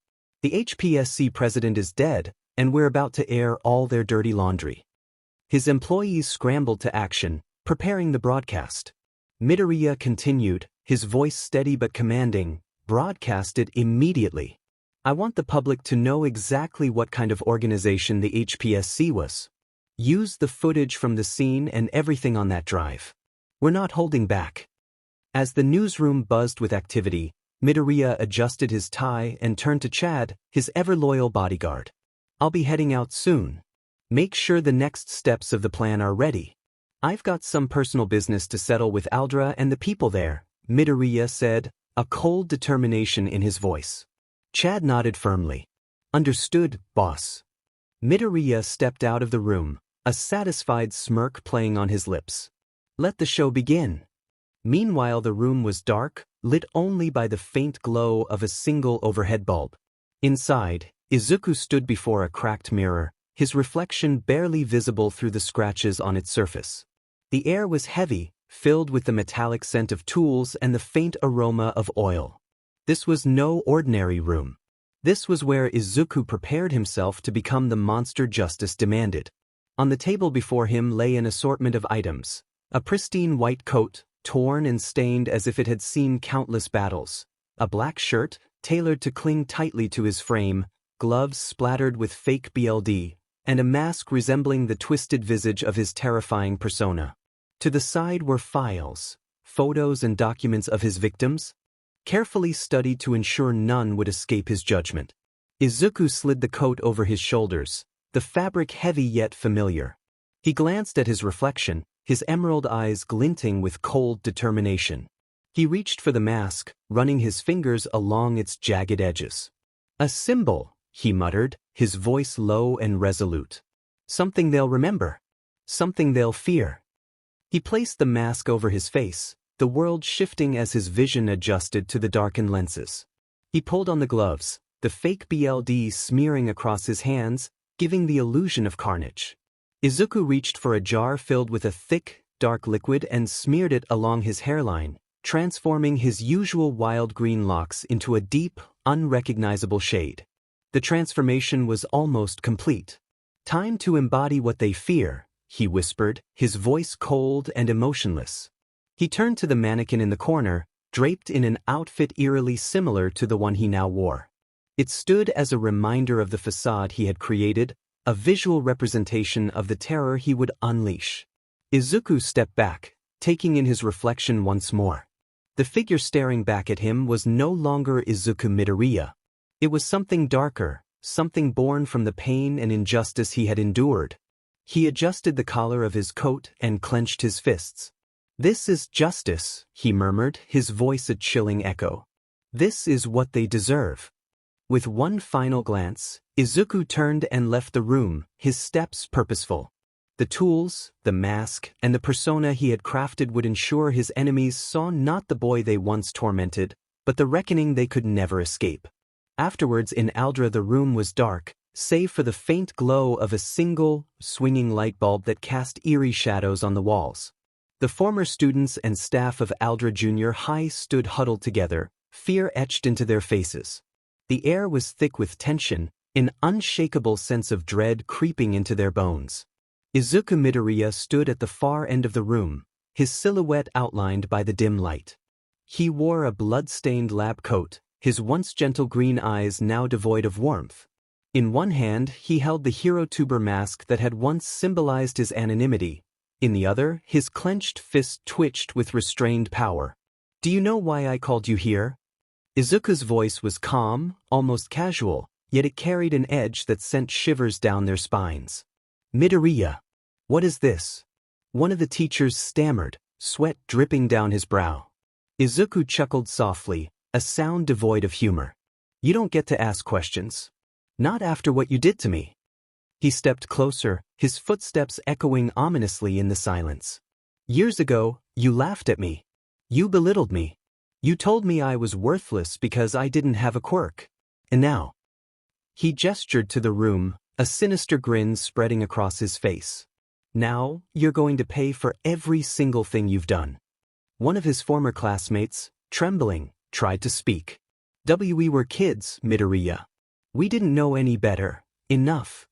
Izuku's voice thundered, cutting through the air like a blade. He moved with terrifying speed, grabbing the boy by the throat and lifting him off the ground. His grip was unyielding, his strength overwhelming. "You didn't know any better," Izuku hissed, his face inches from the boy's. "Did you think about that when you shoved me to the ground? When you laughed as I begged for mercy? No, you knew exactly what you were doing." With a sickening crunch, Izuku tightened his grip, snapping the boy's neck like a twig. He tossed the lifeless body aside as if it were nothing, BLD splattering across the floor. Screams erupted from the group as they backed away in terror. But there was nowhere to run. "You see," Izuku said, his voice eerily calm once more, "I don't need a quirk to deal with you. I've trained. I've bled. And now, I'll show you what true strength looks like." He picked up the severed head of another victim and hurled it toward the ceiling with such force that it embedded itself there, BLD dripping down in slow, viscous streams. One by one, he moved through the crowd, his brutal efficiency turning the room into a slaughterhouse. He smashed heads against walls, crushed spines with his bare hands, and threw bodies with such force that they shattered like glass upon impact. The principal, shaking uncontrollably, fell to his knees. "Please, Midoriya, have mercy." Izuku loomed over him, his expression cold and unforgiving. "Mercy? You didn't show me mercy when you turned a blind eye to their abuse. You didn't care then. So why should I care now?" With a swift motion, He grabbed the principal's head and slammed it against the floor repeatedly until it was nothing more than a bloody pulp. As the bodies piled up, the survivors' screams grew weaker, their voices hoarse from crying and pleading. Izuku stood amidst the carnage, his blood-stained hands hanging at his sides. The room was silent now, save for the dripping of blood from the ceiling. "Give me more," he muttered, his voice low and guttural. "More pain. More suffering. Until every single one of you feels what I felt." He turned to the few remaining survivors, their faces pale with terror. "This is your end," he said, his voice devoid of emotion. "This is justice." And with that he descended upon them, his movements a blur of rage and power. The walls of the room bore witness to his vengeance, painted red with the blood of those who had wronged him. When it was over, Izuku stood alone, the silence deafening. He looked at his blood-soaked hands, a twisted smile forming on his lips. "You made me a monster," he whispered. "Now you'll never forget it." The sound of shattering glass echoed through the air as a body was hurled out of the building with terrifying force. The man slammed into the pavement below, his neck twisted unnaturally, his lifeless eyes staring into the void. Outside, a lone figure stood frozen in place, wide-eyed and trembling. He was late to the gathering, having been delayed by traffic. He had rushed over, expecting some kind of reunion or apology. What he found instead was carnage. The wind carried the faint scent of blood as the latecomer turned his gaze upward. Through the shattered window of the high-rise, he saw him. Izuku Midoriya. Izuku stood framed by the jagged remnants of the broken glass, his bloodied lab coat billowing slightly in the breeze. His piercing, cold gaze locked onto the latecomer, who felt his knees weaken under the weight of that stare. "Midoriya," the man stammered, his voice barely above a whisper. Izuku didn't respond. Instead, he slowly stepped forward, the shards of glass crunching under his boots. He reached down and picked up the neck of a struggling man. The remaining victim clawed at Izuku's iron grip, gasping for air, but it was futile. Without breaking eye contact with the latecomer outside, Izuku tightened his grip. A sickening crack echoed through the air as the man's neck snapped. The body went limp, and Izuku tossed it aside like a discarded rag doll. The latecomer stumbled backward, his breath coming in short, panicked gasps. "What are you doing, Midoriya?" Izuku leaped down from the broken window, landing in front of the man with an impact that cracked the concrete beneath him. The sheer force of the landing sent a shockwave that knocked the latecomer off his feet. "You're late," Izuku said coldly, his voice devoid of any humanity. "But no matter. You'll get the same punishment as the rest." The man scrambled to his feet, his legs shaking as he backed away. "It wasn't me. I didn't bully you. I never." "Silence." Izuku roared, his voice booming like thunder. "You stood by and did nothing. You watched as they tore me apart, and you said nothing." The latecomer tripped over a loose brick and fell to the ground. He crawled backward, tears streaming down his face. "Please, Midoriya. I was just a kid. I didn't know how to help you." Izuku loomed over him, his shadow swallowing the man whole.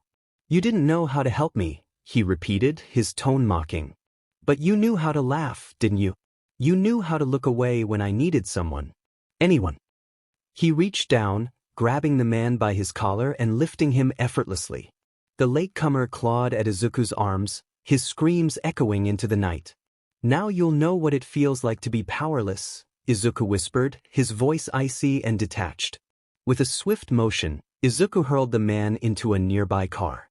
The vehicle crumpled like paper upon impact, the sound of shattering glass and bending metal reverberating through the empty street. The latecomer's body lay motionless, his fate unknown. Izuku turned away, his bloodied hands trembling slightly. He exhaled, his breath visible in the cold night air. He glanced up at the shattered window, the chaos within still fresh in his mind. As he walked away, the distant sound of sirens grew louder. Izuku didn't care. He had done what he came to do. And for the first time in years, he felt a strange sense of peace. Meanwhile, in another part of the city, Tsukachi, Nizu, and Aizawa were in the forensic room, reviewing the latest report. The forensic doctor grimaced as he relayed the findings. The parents were tortured before they were killed by a bullet. The children were psychologically tortured before their deaths. One of the victims, a girl named Tsuyu, was choked to death by her own tongue. The marks on her neck suggest this, and then her head was severed. The rest of the family was temporarily turned into 𝗵𝗃, which wreaked havoc on the city. The chip in their minds was destroyed, and they turned back into humans, but not in time to prevent the chaos. Aizawa's eyes narrowed as he processed the information. Do you think Midoriya is behind this? Considering his connection to 𝗳𝗏. Nizu sighed, his sharp eyes studying the reports. It's possible, but we can't be sure yet. He's a wild card in this situation. Izuku Midoriya stepped out of his sleek black car and approached a dimly lit apartment building in the rundown side of the city. The place reeked of despair, the crumbling walls and broken windows telling tales of shattered dreams. Clad in his usual dark attire, Izuku's footsteps echoed in the desolate corridor as he made his way to the room he'd been informed about. With a casual knock on the creaky wooden door, he waited. "Come in," a sharp, irritated voice called from within. Izuku pushed the door open and entered. Inside, he found a woman sitting on a worn-out couch with a bottle of whiskey in her hand. Her sharp feline-like features and the spotted tail behind her gave her away. This was the woman known as 𝗳𝗃𝗄, once a top graduate from 𝗳𝗃𝗄𝗏 high school. Her reputation had been legendary, her speed and instincts unmatched. But now, her surroundings and demeanor painted a tragic picture of a fallen hero.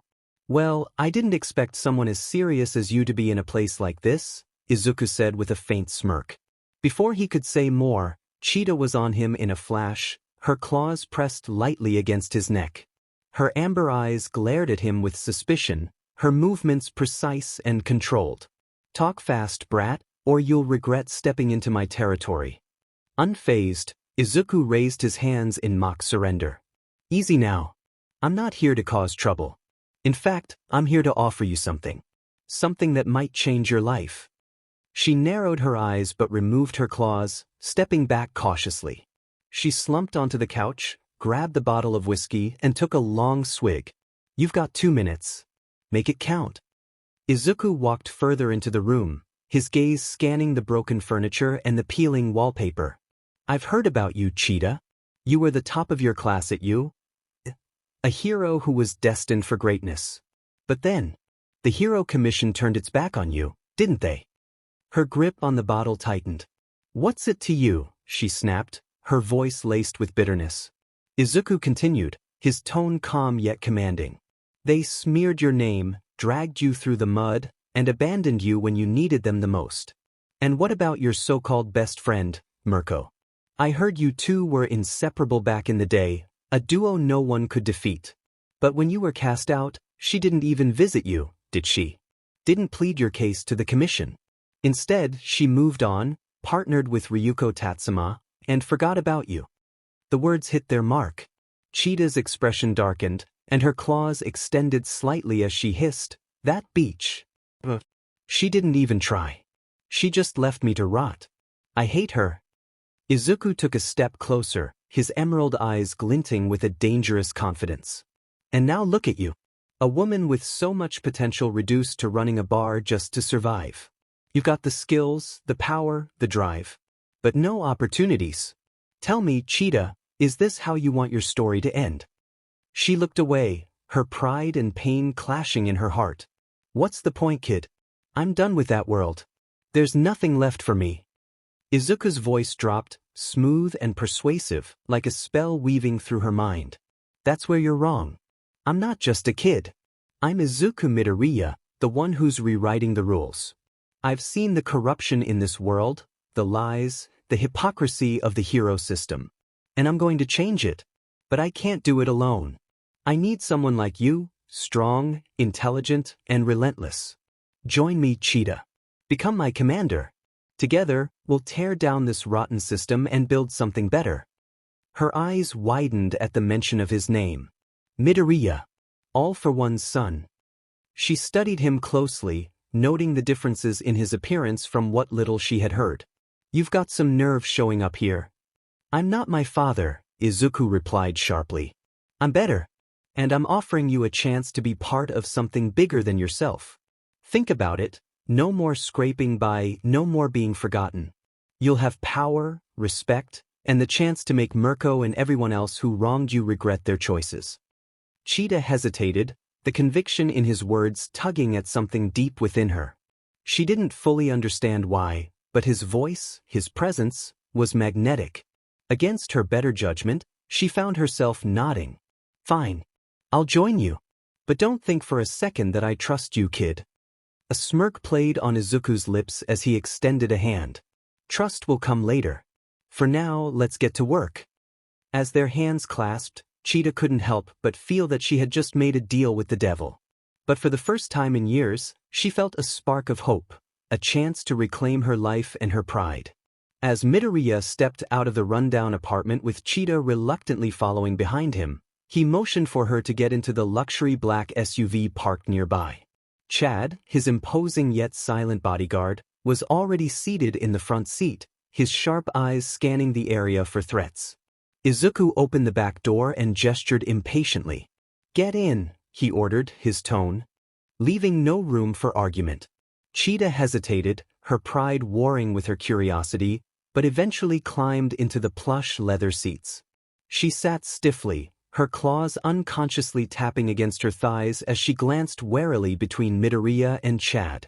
As the vehicle pulled away, Midoriya reached into his briefcase and retrieved a small recording device. He held it out to her, a sly smirk curling his lips. Here, he said. Thought you might want to hear this. She took the device reluctantly, her amber eyes narrowing in suspicion. What's this? An interview, Izuku replied casually, leaning back in his seat. From your old friend, 𝗃𝗃. It's from about 6 months ago. She was on a popular hero podcast, talking about her career, her partnerships. And you? 𝗧𝗃𝗃's claws stopped tapping as she stared at him. What did she say? Listen for yourself, Izuku said, his tone laced with mock innocence. Her hands trembled slightly as she pressed play. The recording crackled to life, and 𝗵𝗃𝗃's confident voice filled the car. Yeah, I used to work with her back in the day, 𝗵𝗃𝗃 said casually. She had potential, sure, but she was always too reckless. Too emotional. You can't trust someone like that in this line of work. Honestly, it's a good thing she's out of the system now. Heroes need discipline, and she just didn't have it. 𝗧𝗃𝗃's breathing grew heavier as she listened, her claws digging into the device. But didn't she save you during that mission in Hosu? The interviewer asked. 𝗵𝗃𝗃 laughed dismissively. Please. That was years ago. I didn't need saving, I had it under control. She just got lucky. Besides, look where she is now. If she couldn't handle the pressure, she was never meant to be a hero in the first place. The recording ended, and the car fell into an uneasy silence. 𝗧𝗃𝗃's jaw tightened, her claws leaving faint marks on the device. That beach, she hissed, her voice trembling with rage. Midoriya leaned forward, his voice low and calculated. It hurts, doesn't it? Knowing that someone you trusted, someone you risked your life for, would say such things about you. 𝗧𝗃𝗃 didn't respond, her mind a whirlwind of anger and betrayal. But it's not just her, is it? Midoriya continued, his words cutting deep. Think about the hero commission. The way they turned on you after that mission in 𝗵𝗃𝗃. You were labeled unstable because you refused to follow their orders when innocent lives were at stake. They didn't care about the people you saved, they only cared about their image. And when you wouldn't play their game, they threw you out like garbage. 𝗧𝗃𝗃's hands clenched into fists, her breathing shallow as painful memories resurfaced. And your parents, Midoriya added, his tone softening just enough to sound sincere. They were so proud of you, weren't they? But when the commission blacklisted you, they lost everything. Their savings, their home. Everything they'd worked for was taken because their daughter dared to stand up for what was right. Stop, she whispered, her voice barely audible. But you can't stop, can you? He pressed, leaning closer. Because no matter how much you try to move on, those memories haunt you. The commission ruined your life, and 𝗵𝗃𝗃 spat on your name. But here's the thing, 𝗧𝗃𝗃, you have the power to take it all back. To make them pay for what they did to you. She looked at him, her amber eyes filled with a mix of pain and determination. How? As Midoriya smirked, he know how he has her under his palm, and she would do anything as they left to the base where he would introduce her to his other commanders. At night the cold night air was thick with tension as 𝗳𝗍𝗧𝗄 stood silently in the shadows, his monstrous figure looming near the rendezvous point. He had been waiting patiently, his twisted sense of justice sharpening his focus as he prepared to enact what he believed to be necessary. Beside him stood 𝗵𝗃 𝗧𝗵𝗲 and 𝗵𝗃, both uneasy and visibly shaken. They had reluctantly agreed to act as bait to lure Midoriya out. The ultimatum from 𝗬𝗍𝗧𝗏 was clear: either they complied with the plan, or they would be expelled and left vulnerable to Midoriya's wrath. Hesitant as they were, the fear of their former classmate outweighed their moral objections. 𝗵𝗃 whispered nervously to 𝗵𝗃, "Are we really going through with this? This doesn't feel right. He was our friend." 𝗵𝗃, though trembling, muttered back, "Do we have a choice? He'll kill us if we don't stop him. 𝗳𝗍𝗪 knows what he's doing." The trio was stationed in disguise, waiting. The desolate street was dimly lit, and the tension in the air grew heavier by the second. A frail old man shuffled past them, seemingly oblivious to their presence.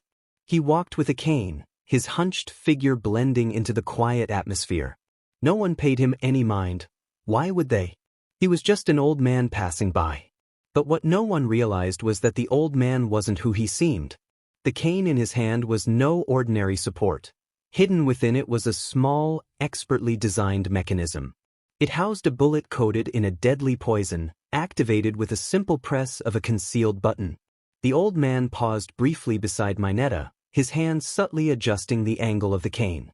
Without so much as a glance, he pressed the trigger. 𝗵𝗃 flinched slightly as he felt a tiny sting on his arm, but he brushed it off, muttering, "Demon mosquitoes." He didn't notice the faint smirk on the old man's face as he shuffled away into the shadows. Moments later, the old man re-emerged, but this time, the disguise was gone. Standing before them now was Izuku Midoriya, his piercing, unforgiving eyes locking onto 𝗵𝗃 and 𝗵𝗃. His voice was cold and devoid of the kindness they once knew.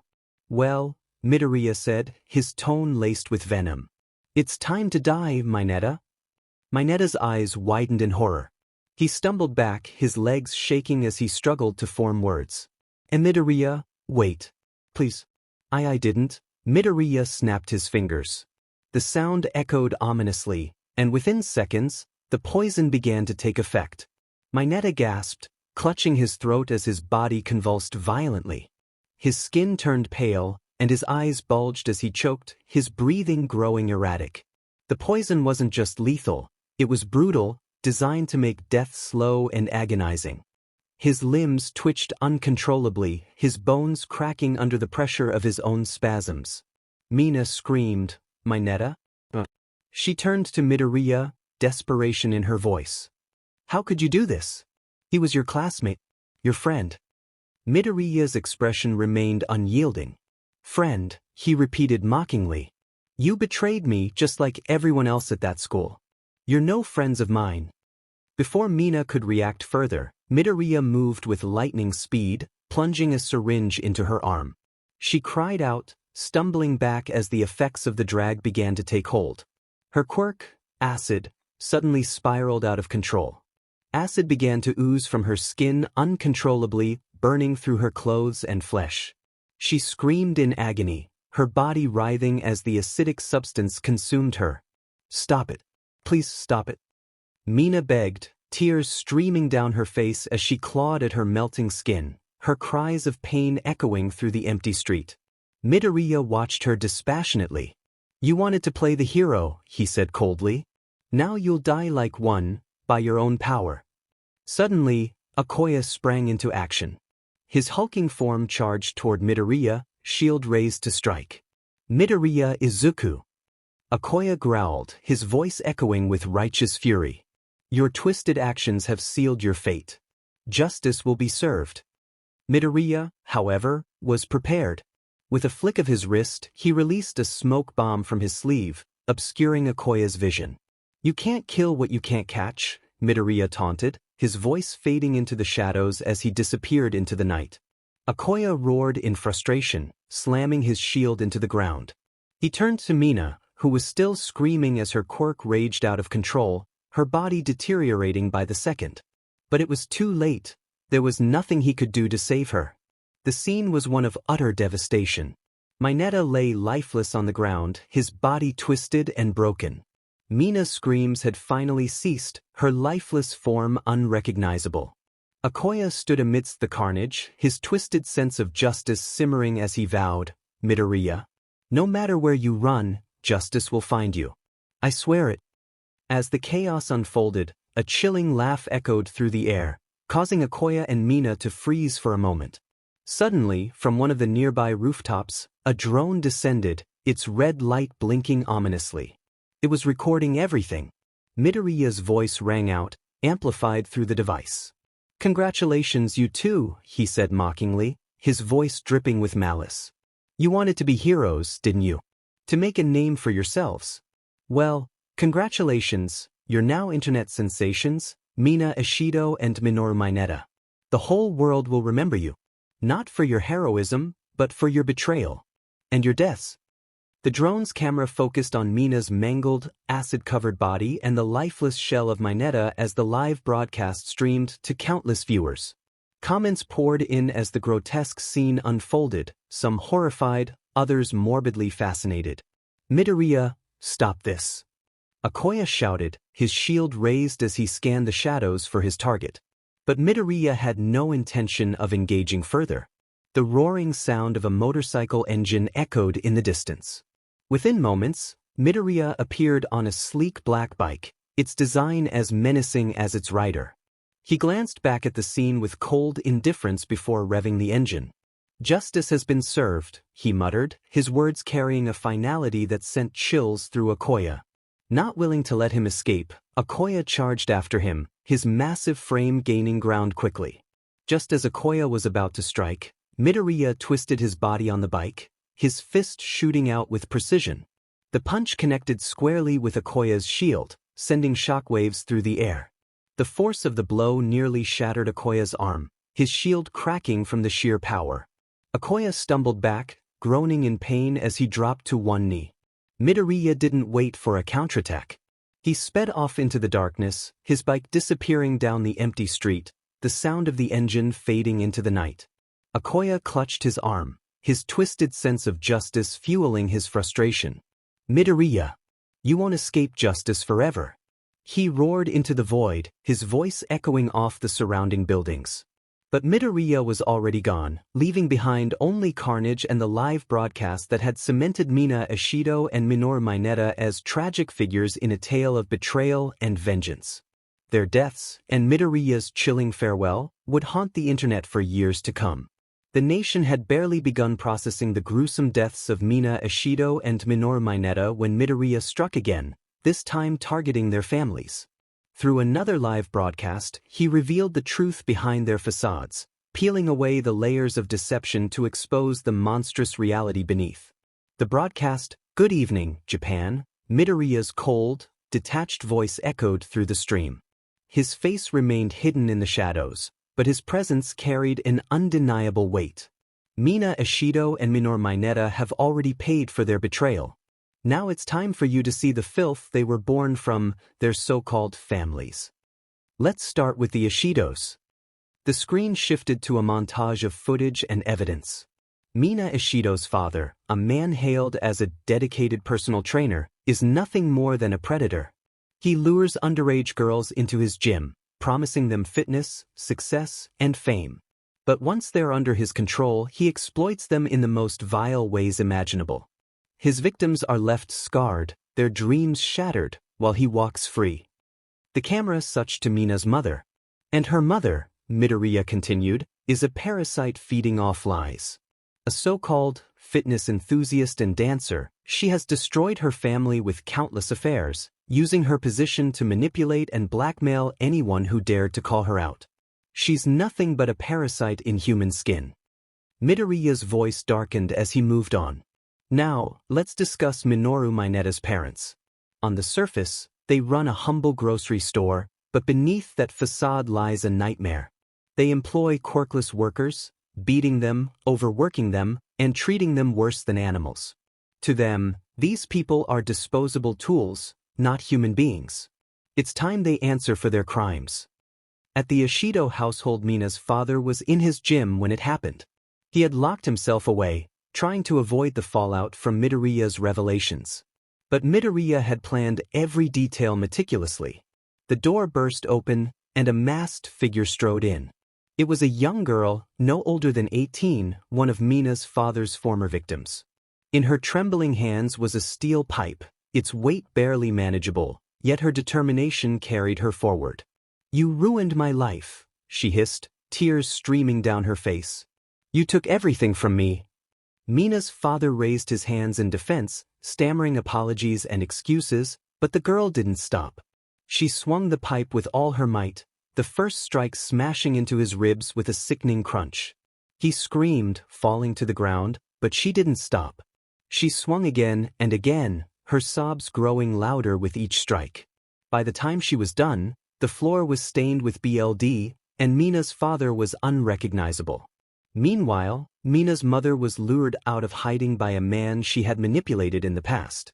A former lover, now seething with rage and heartbreak, confronted her in the living room. He held a jagged knife, his hands steady despite the emotions etched across his face. "You used me," he growled. "You lied to me, ruined my life, and tossed me aside like garbage." She tried to talk her way out, spinning another web of lies, but he wasn't listening. The first stab was to her abdomen, silencing her protests. The second was to her chest. He didn't stop until her lifeless body slumped to the floor. At the Mineta household, it was late at night when Midoriya entered the store. The place was eerily quiet, its aisles stocked with goods that would never again be sold. Mineta's parents, unaware of the hell that awaited them, were in the back room, counting their profits for the day. Midoriya appeared without a sound, stepping into the room like a ghost. His dark cloak reflected the faint light from a single flickering bulb. The moment Mineta's father looked up, terror flooded his eyes.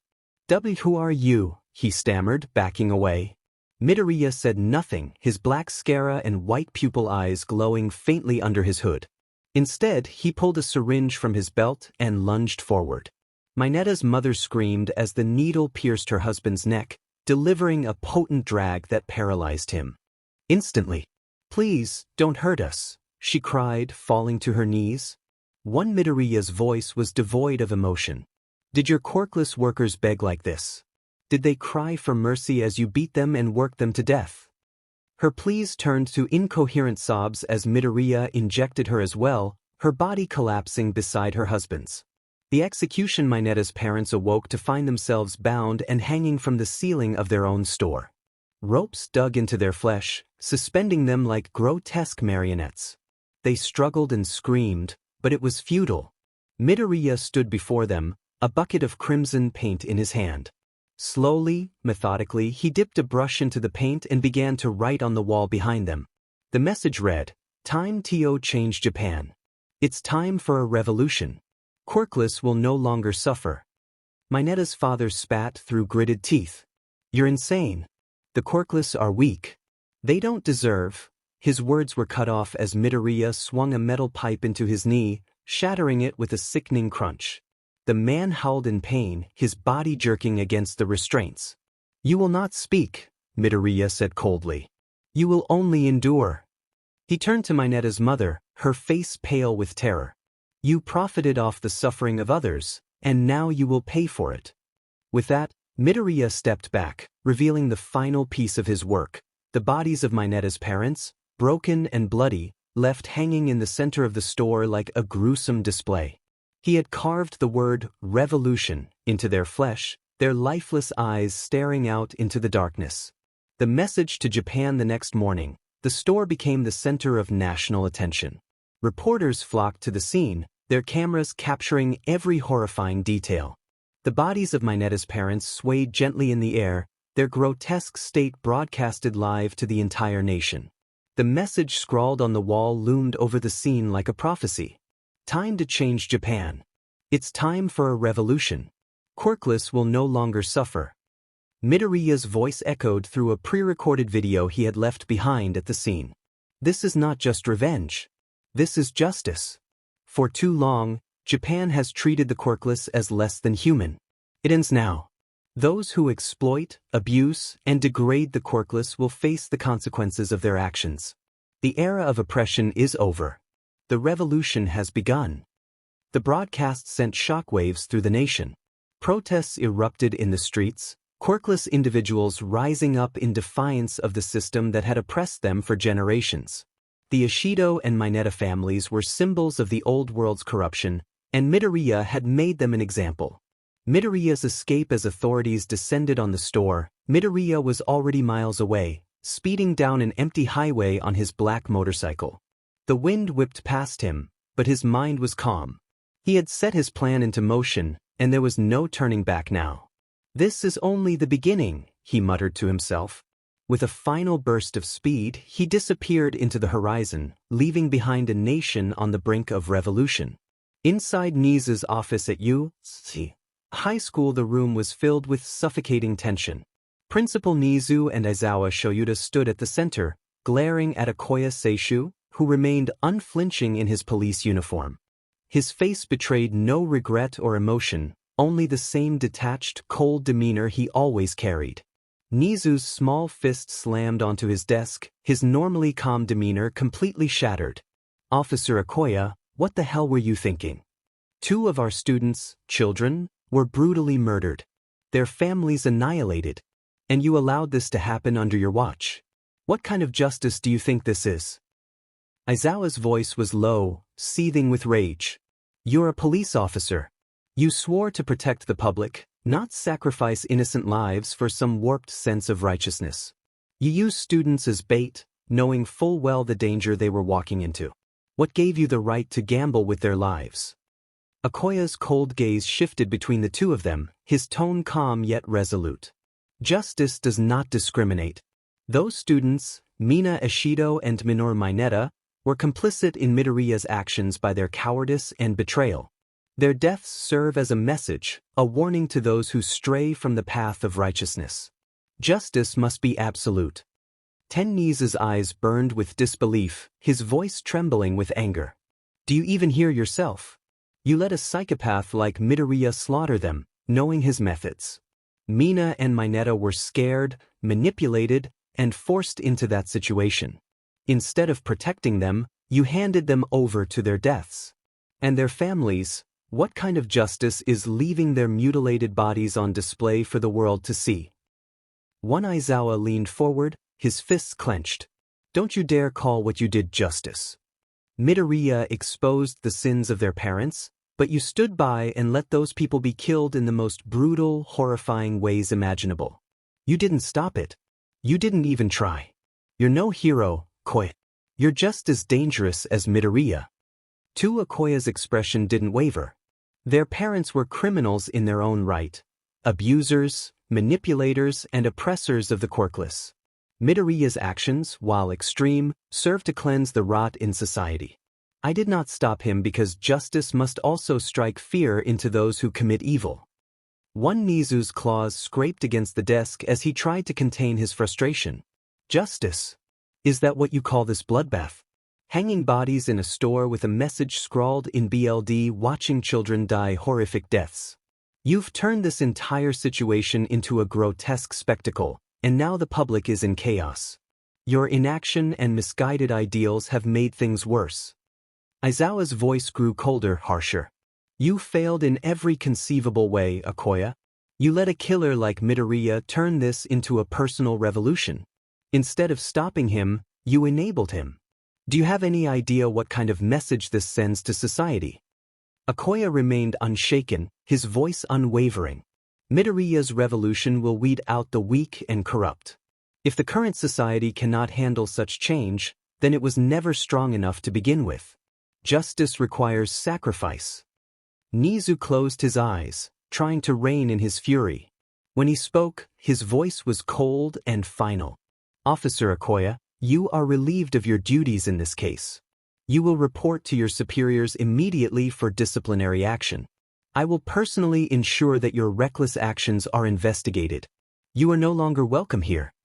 Aizawa stepped forward, his glare piercing. Get out of this school. If I ever see you near my students again, I'll treat you the same way I treat villains. You're no protector, you're a monster hiding behind a badge.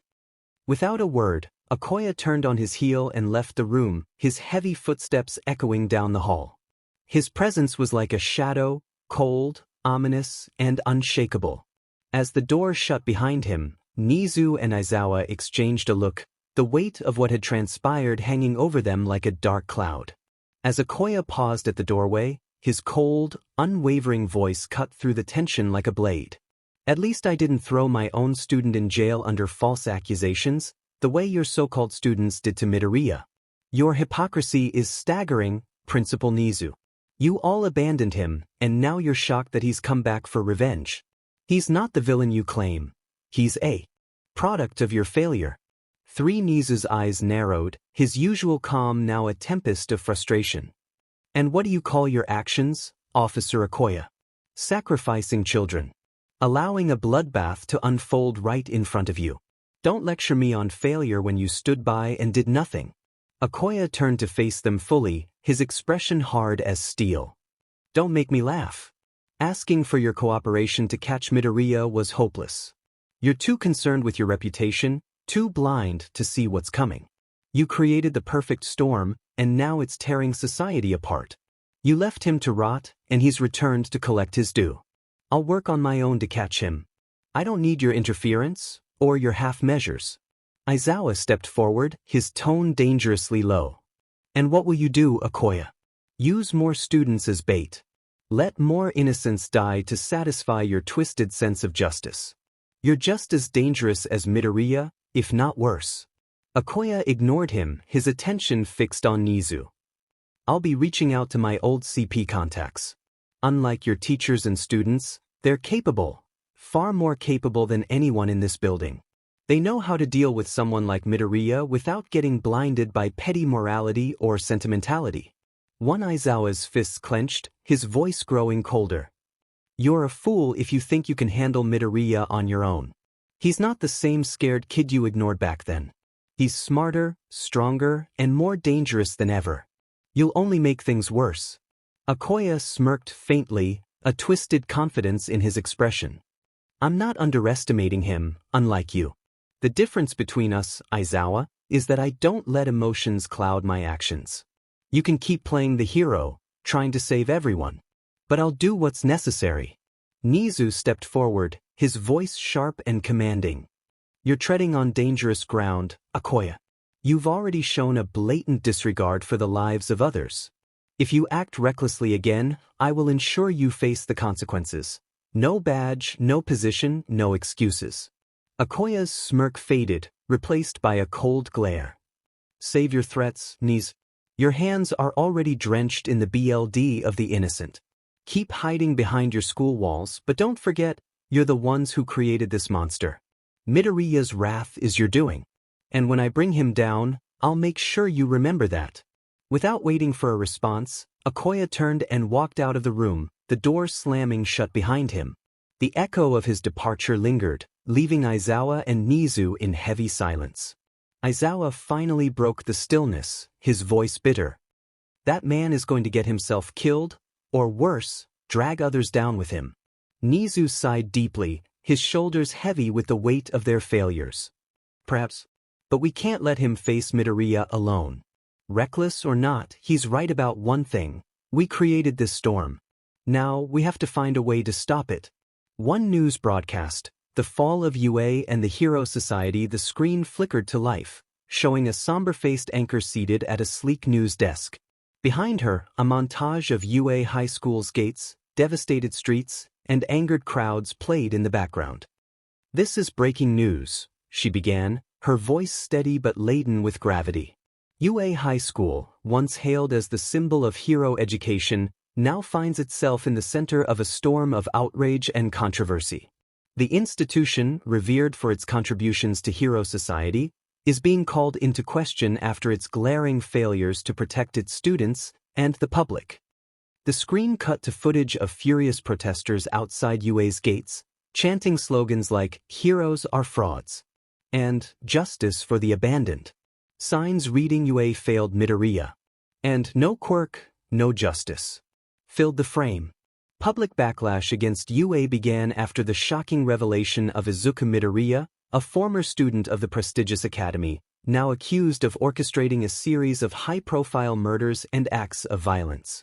Midoriya, abandoned by his peers and faculty, reportedly suffered years of bullying and neglect at the institution, leading many to question how such an environment was allowed to exist under the nose of Japan's most celebrated heroes. The screen transitioned to a reporter on site at 𝗬𝗧𝗍, where Principal Nizu was delivering a statement. "We are investigating this matter with the utmost seriousness," he said, his usually composed demeanor cracking under pressure. "We acknowledge the mistakes of the past and are committed to ensuring this does not happen again." The broadcast then shifted to a newly established news channel, Revolutionary Truths, which had recently gained attention for its unfiltered coverage of corruption in hero society. The anchor, a sharp-eyed man in his 30s, leaned forward with a fiery determination. "The hero society is crumbling under the weight of its own hypocrisy," he declared, as images of the 𝗵𝗃𝗲 president's lifeless body flashed across the screen. "This very system that promised to protect us has been exposed as a cesspool of corruption." The death of the 𝗵𝗃𝗲 president, allegedly orchestrated by Midoriya, has not only sent shockwaves through the country but has also unveiled the rot at the heart of the hero industry. Footage of confidential documents leaked by the channel was displayed, showing evidence of the 𝗵𝗃𝗲's involvement in coercion, cover-ups, and unethical practices.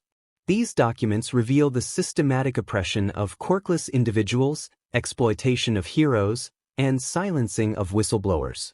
The hero society was never about justice. It was about control. The broadcast then aired a segment where the public's reactions were captured. "This isn't about Midoriya anymore," one protester said, their voice trembling with anger. "He's a symptom of a system that failed all of us, especially the quirkless. If the heroes won't protect everyone, then who will?" Another person, a quirkless shop owner, spoke tearfully. "For years, we've been treated like we're less than human. Midoriya's actions may be extreme, but at least someone is forcing people to listen." The screen returned to the main anchor, her tone shifting to one of cautious hope. With trust in the hero society at an all-time low, the call for systemic reform grows louder. And yet, the shadow of Izuku Midoriya looms large. Is he a villain or a vigilante forcing a revolution? That question remains unanswered. As the broadcast ended, the message was clear: Japan's hero society was on the brink of collapse, and the revolution Midoriya had ignited was spreading like wildfire. Meanwhile, in a dimly lit room, the glow of multiple screens reflected off the faces of Izuku Midoriya and his newly formed team. Each screen displayed different news channels, all broadcasting the fallout from his recent actions. The chaos he had unleashed was now a storm shaking the very foundation of hero society. Sitting in the center of the room, Midoriya leaned back in his chair, a cold, calculating smirk on his face. His emerald green eyes glimmered with satisfaction as he watched the media frenzy unfold. Around him, his team, Nagant, 𝗵𝗃𝗲, Selene, Ivan, and Cheetah, were gathered, each radiating their own brand of confidence. Nagant leaned against the wall, her sniper rifle resting casually against her shoulder. Her lips curved into a sly grin. "Boss, you've really outdone yourself this time. The heroes are scrambling like ants in a flood. It's almost poetic." 𝗬𝗏𝗧𝗏, arms crossed, let out a hearty laugh that echoed through. "I have to admit, Midoriya, this is impressive. You've turned their so-called symbol of peace into a symbol of failure. I love it. They'll never see this coming." Selene, her dark eyes glinting with malice, twirled a knife in her fingers. "They wanted a perfect society, didn't they? Well, now they get to see the ugly truth. And it's all thanks to you, boss." Ivan, the silent enforcer of the group, simply nodded, his hulking frame looming in the corner.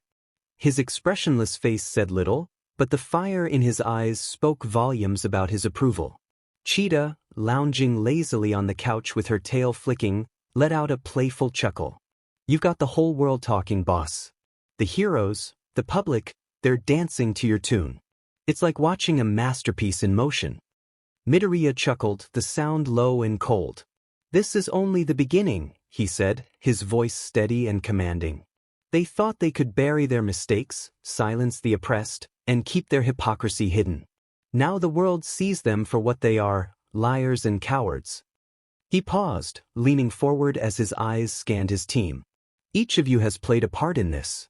And together, we'll do more than just expose their lies. We'll dismantle their system piece by piece.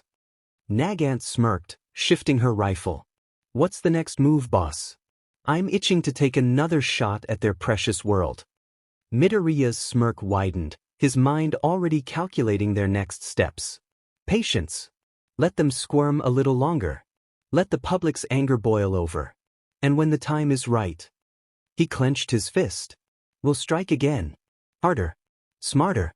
Until they have no choice but to bow to the revolution. The team exchanged glances, their expressions unified in resolve. To a new world, 𝗳𝗍𝗧𝗏 said, raising his fist. The rest of the team echoed his sentiment, their voices filled with determination. To justice, Midoriya whispered, his voice carrying an edge that promised more devastation to come. UA High School dormitories. Late night the halls of UA High School were eerily quiet, save for the faint scrubbing sounds of toothbrushes against the floors. It was punishment time for the students involved in the chaos that led to Izuku Midoriya's departure, and the faculty had decided to make sure they understood the gravity of their actions. Cleaning the hallways with toothbrushes was a fitting, if grueling, reminder. Kaminari Denki, sweat dripping down his face, paused for a moment, glancing at the small piece of paper in his pocket. It was a pair of tickets to a concert by 𝗳𝗲𝗄𝗏's favorite band, 𝗵𝗃𝗃𝗁𝗃. He had been saving them for weeks, waiting for the right moment. Even though the day had been exhausting, tonight felt like the perfect opportunity. To Denki's plan as everyone packed up their cleaning supplies, Kaminari mustered up his courage. He spotted 𝗳𝗲𝗄𝗏 across the hall, brushing a strand of hair out of her face as she wiped her forehead. Kaminari to himself, okay, Denki, you've got this. She likes music. You like her. Just don't mess it up, man. He approached her casually, trying to act cool despite the hammering in his chest. Kaminari, hey 𝗳𝗲𝗄𝗏, got a sec? Raising an eyebrow, what is it, Denki? Don't tell me you broke something again. Kaminari chuckled nervously. Kaminari, no. Nothing like that. I know it's been a rough day for everyone, but I thought maybe I could make it a little better for you. Crossing her arms, intrigued. And how exactly are you planning to do that? Kaminari pulled out the tickets with a dramatic flourish, holding them out to her like a prize. Kaminari, tada. Tickets to see 𝗵𝗃𝗃𝗁𝗃 tonight. I know you're a big fan and, well, I thought maybe we could go together. You know, as if break from all this. 𝗳𝗲𝗄𝗏's reaction. 𝗳𝗲𝗏's eyes widened slightly as she looked at the tickets, her usual stoic demeanor cracking for just a moment. 𝗳𝗲𝗄, you actually managed to get these. They've been sold out for months. Kaminari, grinning sheepishly, what can I say? I've got connections. Well, mostly I just camped on the ticket site for hours, but still. Connections. Smirking, you're such a dork. Kaminari, laughing nervously, yeah, but I'm a dork with concert tickets. So, what do you say? Wanna go? The decision. 𝗳𝗲𝗄𝗏 glanced at the tickets again, then at Kaminari. She hesitated for a moment, but the corner of her lips twitched into a small smile. 𝗳𝗲𝗄, all right, Denki. Let's go. But if you embarrass me there, I'm shocking you into next week. Kaminari's face lit up like a Christmas tree. Kaminari, deal. I'll be on my best behavior, promise. As the two prepared to leave for the concert, a few of their classmates watched from the sidelines, exchanging knowing smiles. UA grounds. Late night. It was a quiet night at UA High School, the moon casting a soft glow over the campus. Kaminari Denki was crouched behind a large tree near the school gates, nervously checking his watch. He had successfully snuck out, a feat he was rather proud of, but the hard part wasn't over yet. He was waiting for 𝗳𝗲𝗄𝗃𝗁𝗃, who had agreed to meet him for the concert. Kaminari, muttering to himself, come on, Denki. You've got this. Just play it cool. Don't mess this up. The sound of footsteps pulled him out of his self-coaching. 𝗳𝗏 appeared, dressed casually yet stylishly, her usual earphone jacks dangling from her earlobes. She gave him a skeptical look. Crossing her arms, you sure this isn't a setup to get us caught, Sparky? 𝗵𝗃, grinning sheepishly, I swear it's not. I just thought we could, have a little fun after the rough week we've had. 𝗳𝗏 sighed but couldn't hide the small smile tugging at her lips. 𝗳𝗏, all right, let's go before I change my mind. The train ride, the two boarded a late-night train, finding a relatively empty car. 𝗵𝗃 kept fidgeting, occasionally glancing at 𝗳𝗏, who had her arms crossed, staring out the window. 𝗵𝗃, clearing his throat, so, you're excited, right? I mean, it's your favorite band. Smirking, yeah, I am. But you're acting like it's your first time sneaking out. 𝗵𝗃, laughing nervously, well, let's just say I'm not exactly a pro at breaking rules. The two shared a chuckle, and for a moment, the tension eased. The concert begins when they arrived at the venue. The place was packed. Bright lights illuminated the stage as the crowd buzzed with anticipation. 𝗵𝗃 and 𝗳𝗏 found a spot in the middle of the crowd, close enough to feel the energy of the band but far enough to avoid being crushed. As the band started playing, the crowd erupted into cheers. 𝗳𝗏's eyes lit up as she got lost in the music. 𝗵𝗃, on the other hand, tried his best to keep up with the beat, his dancing awkward but earnest. 𝗳𝗏, laughing, you've got two left feet, Denki. 𝗵𝗃, grinning, hey, at least I'm trying. As the performance intensified, the crowd began to push and shove. 𝗵𝗃 held onto 𝗳𝗏's hand, trying to keep her close, but a particularly large man bumped into him, sending him stumbling backward. 𝗵𝗃, whoa. Hey, watch it. The man didn't even glance back. Before 𝗵𝗃 could recover, he realized 𝗳𝗏 had been pushed further into the crowd. One 𝗵𝗃, shouting 𝗳𝗏, but the music drowned out his voice, and she didn't hear him. After the concert, when the concert ended, 𝗵𝗃 frantically searched for 𝗳𝗏. He weaved through the dispersing crowd, calling her name, his heart pounding with worry. 𝗵𝗃, panicking, 𝗳𝗏, where are you? He checked every corner of the venue, but there was no sign of her. Just as despair began to set in, his phone buzzed. It was a message from an unknown number. 𝗵𝗃 hesitated before opening it. His blood ran cold when he saw the image. It was 𝗳𝗏, tied up in a dark room, a GG in her mouth. She held a sign that read, "Enjoyed your date." 𝗵𝗃's hands shook as he stared at the screen. 𝗵𝗃, whispering, no, 𝗳𝗏. He clenched his fists, his mind racing. Whoever had taken her wasn't just targeting her, they were targeting him. 𝗵𝗃, gritting his teeth, I'm going to find you, 𝗳𝗏. I swear. With a determined look in his eyes, he bolted out of the venue, already planning his next move.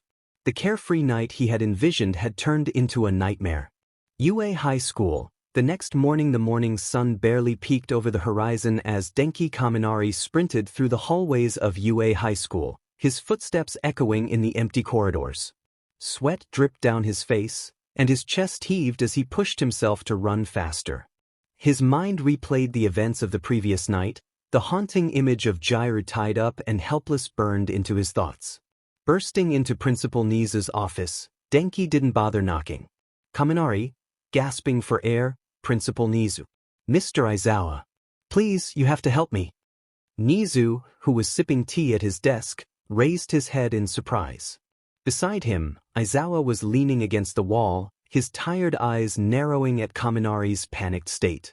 Izuku, firmly, 𝗵𝗃, calm down. What's going on? 𝗵𝗃 collapsed into a chair, clutching his phone tightly. 𝗵𝗃, breathlessly, it's 𝗳𝗏. She's been kidnapped. Last night at the concert. I lost her in the crowd. Then I got this. He shakily handed his phone to 𝗧𝗏, who examined the image on the screen. Izuku walked over, his expression darkening as he saw 𝗳𝗏 tied up, her terrified eyes staring back from the photo. 𝗧𝗏, calm yet serious, this is troubling. Izuku, gritting his teeth, do you have any idea who could have done this? 𝗵𝗃, shaking his head, no, but Whoever it is, they're after me too. The message, it's personal. Before they could delve deeper, the door to the office opened. The rest of Class 1A, led by 𝗳𝗧𝗧𝗪 and 𝗵𝘃𝗲, entered, having overheard 𝗵𝗃𝗲's frantic arrival. 𝗳𝗧𝗪𝗧𝗪, concerned, 𝗵𝗃𝗲, what's going on? 𝗵𝘃𝗲, scowling, you better have a 𝗬𝗵𝗃𝗲 good reason for dragging us out of bed this early. 𝗵𝗃𝗲 looked at his classmates, guilt flashing across his face. 𝗵𝗃𝗲, quietly, it's 𝗳𝗧𝗪𝗧𝗪. She's been taken. The tension in the room was palpable as everyone processed the kidnapper's call. 𝗵𝗃𝗲 sat nervously, guilt and fear etched on his face, while Izuku paced the room, his frustration mounting with each step. Finally, Izuku stopped and turned to 𝗵𝗃𝗲, his eyes blazing with intensity. Izuku, snapping, 𝗵𝗃𝗲, who the hell gave you permission to leave the school grounds last night? This isn't a playground, you're not just putting yourself in danger, but others as well. 𝗵𝗃𝗲 flinched, guilt written all over his face. 𝗵𝗃𝗲, stammering, I just wanted to take 𝗳𝗧𝗪 to her favorite band's concert. I didn't think. Izuku, cutting him off, that's the problem, you didn't think. Now look where that's gotten us. Your irresponsibility has put her life at risk. As the argument heated up, the office phone rang again, its shrill tone cutting through the tension like a knife. 𝗧𝗪 quickly answered. 𝗧𝗪, Principal 𝗧𝗪 speaking. A familiar distorted voice came through, but this time it was laced with mocking amusement. Midoriya on the phone, dryly, 𝗳𝗧𝗪𝗧. And I assume the hobo Batman is there too. Tell him to calm down before he pops a vein. Everyone froze, recognizing the voice instantly. Izuku's grip on his capture scarf tightened, his jaw clenching as he glared at the phone. Izuku, coldly Midoriya. Midoriya, chuckling, miss me sense. You always did have a way with words. Though I see your ability to manage students hasn't improved. 𝗵𝗃𝗲's fists trembled as he heard Midoriya's voice, anger and shame boiling inside him. Midoriya, mockingly, oh and 𝗵𝗃𝗲, you really should have stayed in school. Did you think taking 𝗳𝗧𝗪 out for a little date wouldn't have consequences? You're practically gift-wrapping opportunities for people like me. Izuku, snarling, cut the CRP Midoriya. Where is 𝗳𝗧𝗪? Midoriya, ignoring him, now, no need to yell. I'm calling for something else. Do me a favor and hand the phone to 𝗵𝘃𝗲. I have a little message for him. 𝗧𝗪 looked hesitant, but Izuku snatched the phone and stormed out, heading straight for the dorms. Within minutes, he returned with 𝗵𝘃𝗲, who looked annoyed but curious. 𝗵𝘃𝗲, gruffly, what the hell do you want, Deku? Midoriya, calmly, 𝗂𝗂𝗃, it's been a while. I hope One for All is treating you well. Not so well, considering you're struggling to use even 1%. 𝗵𝘃𝗲's face darkened, his fists clenching. 𝗵𝘃𝗲, growling, what the hell are you talking about? Midoriya, mocking, oh, don't play dumb, 𝗂𝗂𝗃. Everyone knows One for All isn't responding to you. It's rejecting you, just like the world will when I'm done exposing all of you. 𝗵𝘃𝗲, yelling, you think you're so smart. You're just a coward hiding behind your schemes. Midoriya, coldly, and you're a failure, 𝗂𝗂𝗃. A fake hero who can't even handle the responsibility you stole. But don't worry, I'll be there to pick up the pieces when your little facade comes crashing down. The atmosphere in the room was suffocating. After the call with Midoriya ended, everyone seemed to be on edge. 𝗵𝘃𝗲 was pacing angrily, his hands clenched into fists. Izuku watched him with cold, calculating eyes, while 𝗧𝗪𝗧 sat silently, his paws steepled as he observed the unfolding drama. 𝗵𝗃𝗲 stood off to the side, guilt written all over his face, but his resolve was firm. 𝗵𝘃𝗲 stopped his pacing and turned to the others, his voice filled with frustration. 𝗵𝘃𝗲, snarling, what the hell are you all staring at? You think this is my fault? Izuku narrowed his eyes and crossed his arms. Izuku, coldly, you're the one who's been making reckless decisions lately. First with Midoriya, and now this mess with 𝗳𝗧𝗪. You act like the leader, so take responsibility. 𝗵𝘃𝗲 shot him a glare, his tone laced with anger and disbelief. 𝗵𝘃𝗲, shouting, leader. I didn't sign up to be anyone's babysitter. I did what needed to be done. 𝗍𝗂 tilted his head, his calm demeanor contrasting with the tension in the room. 𝗍𝗂𝗧𝗵𝗲. Or did you act out of pride and insecurity, 𝗵𝗃𝗲? Let's not forget, your actions directly influenced where we are now. 𝗵𝗃𝗲 bristled at the words but didn't back down. 𝗵𝗃𝗲, defensive, Deku was a ticking time bomb. Someone had to put him in his place. 3. It was then Kaminari, mustering all his courage, stepped forward, his voice trembling but steady. Kaminari, glaring at 𝗵𝗃𝗲, and now look where that got us. Midoriya's out there, and J.I.R.U's life is in danger because of your decisions. You think being loud and angry makes you right, but all it's done is make things worse for everyone. 𝗵𝗃𝗲's face twisted in anger, but before he could respond, Aizawa stepped in, his voice sharp and commanding. Aizawa, cutting in th. 𝗵𝗃𝗲, you've been acting like you're in charge, so it's time to own up to the consequences. You're the one who set the tone for how this class has operated, and now you're facing the fallout. 𝗵𝗃𝗲's glare shifted from Kaminari to Aizawa. 𝗵𝗃𝗲, growling, so what, you think I should apologize? Bow down and grovel? Hell no. 𝗍𝗂 finally spoke, his tone calm but with an edge of authority. 𝗍𝗂, no one's asking you to grovel, 𝗵𝗃𝗲. What we're asking for is accountability. Midoriya may be out there causing chaos, but that doesn't absolve you of your role in all this. You've been making decisions for others, whether you realize it or not, and it's time to accept the weight of those decisions. 𝗵𝗃𝗲's fists clenched tighter, but he didn't respond immediately. The words seemed to sink in, though his expression remained defiant. Aizawa, with finality, you want to act like a leader. Then start taking responsibility like one. Otherwise, step aside before you cause more damage. The atmosphere was tense as Kaminari's phone buzzed with a notification. He hurriedly checked it, his eyes widening in horror. Kaminari, it's a link. Aizawa stepped forward, snatching the phone from Kaminari's trembling hands. He tapped the link, and the screen lit up with a live feed. The room went silent as everyone watched in dread. The video showed Midoriya standing in a dimly lit warehouse, the flickering light casting eerie shadows on his face. His expression was calm, almost detached, as if what he was doing was just another routine task. Behind him, J.I.R. sat bound to a chair, her face bruised and bloodied. She looked weak, barely conscious, her breathing ragged. Beside her was another woman, visibly 8 months 𝗵𝗃𝗏, tied to a chair as well. She was crying softly, fear evident in her every movement. Midoriya raised his gaze to the camera, a chilling smirk on his lips. Midoriya, good evening. I see I have your attention now. The group in the office exchanged worried glances as Midoriya continued. Midoriya, as you can see, I have 2 guests with me today. One of them you know well, your beloved earphone Jack. The other? Well, let's just say she's a bonus prize.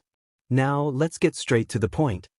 He leaned closer to the camera, his emerald eyes cold and devoid of emotion. Midoriya, I want one thing and one thing only, 𝗧𝗵𝗃𝗏. Bring him here and make him confess to his crimes, publicly. Confess everything he's done. His lies, his bullying, his framing me for something I didn't do. If you don't. Midoriya walked over to J.I.R.U, holding up a pair of pliers. He gripped one of her nails, causing her to groan in pain as she weakly struggled. Midoriya, every minute you waste, I'll pluck out one of her nails. One by one. Tick-tock, heroes. The clock is ticking. The 𝗵𝗃𝗏 woman sobbed louder, but Midoriya ignored her, his attention fully on the camera. Midoriya, oh, and don't bother trying to trace this feed. I've already hacked every major network in Japan. The location changes every second. By the time you think you've got me, I'll already be gone. He straightened up, crossing his arms as he smirked. Midoriya, so what will it be? Will you play the hero and save your precious friends? Or will your pride and arrogance get them killed? The choice is yours. The screen went dark, leaving the room in stunned silence. Kaminari, panicking, we have to do something. We can't just let him, Aizawa, interrupting, calm down. Panic won't help anyone. 𝗍𝗂's expression was grave as he began typing furiously on his computer. 𝗍𝗂, This is more than just a rescue mission. Midoriya is orchestrating a game and we're the pawns. We need to outthink him. Aizawa, turning to Bakugo, and you. If what he's saying is true, you'd better start talking. No. Bakugo glared at Aizawa, his face red with anger and frustration. Bakugo, shouting, I'm not confessing to anything. That demon Deku is just trying to mess with us. Aizawa activated his quirk, his eyes glowing red as he stared down Bakugo. Aizawa, coldly, this isn't a debate. If you're hiding something, you're putting lives at risk. Do you want 𝗬𝗪's BLD on your hands? Bakugo, gritting his teeth, Deku's bluffing. He won't do anything. He's just trying to scare us. Kaminari, desperately, are you insane, Bakugo? Did you not see what he just said?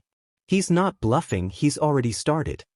The room erupted into chaos as the live feed of Midoriya reappeared on the big screen behind them.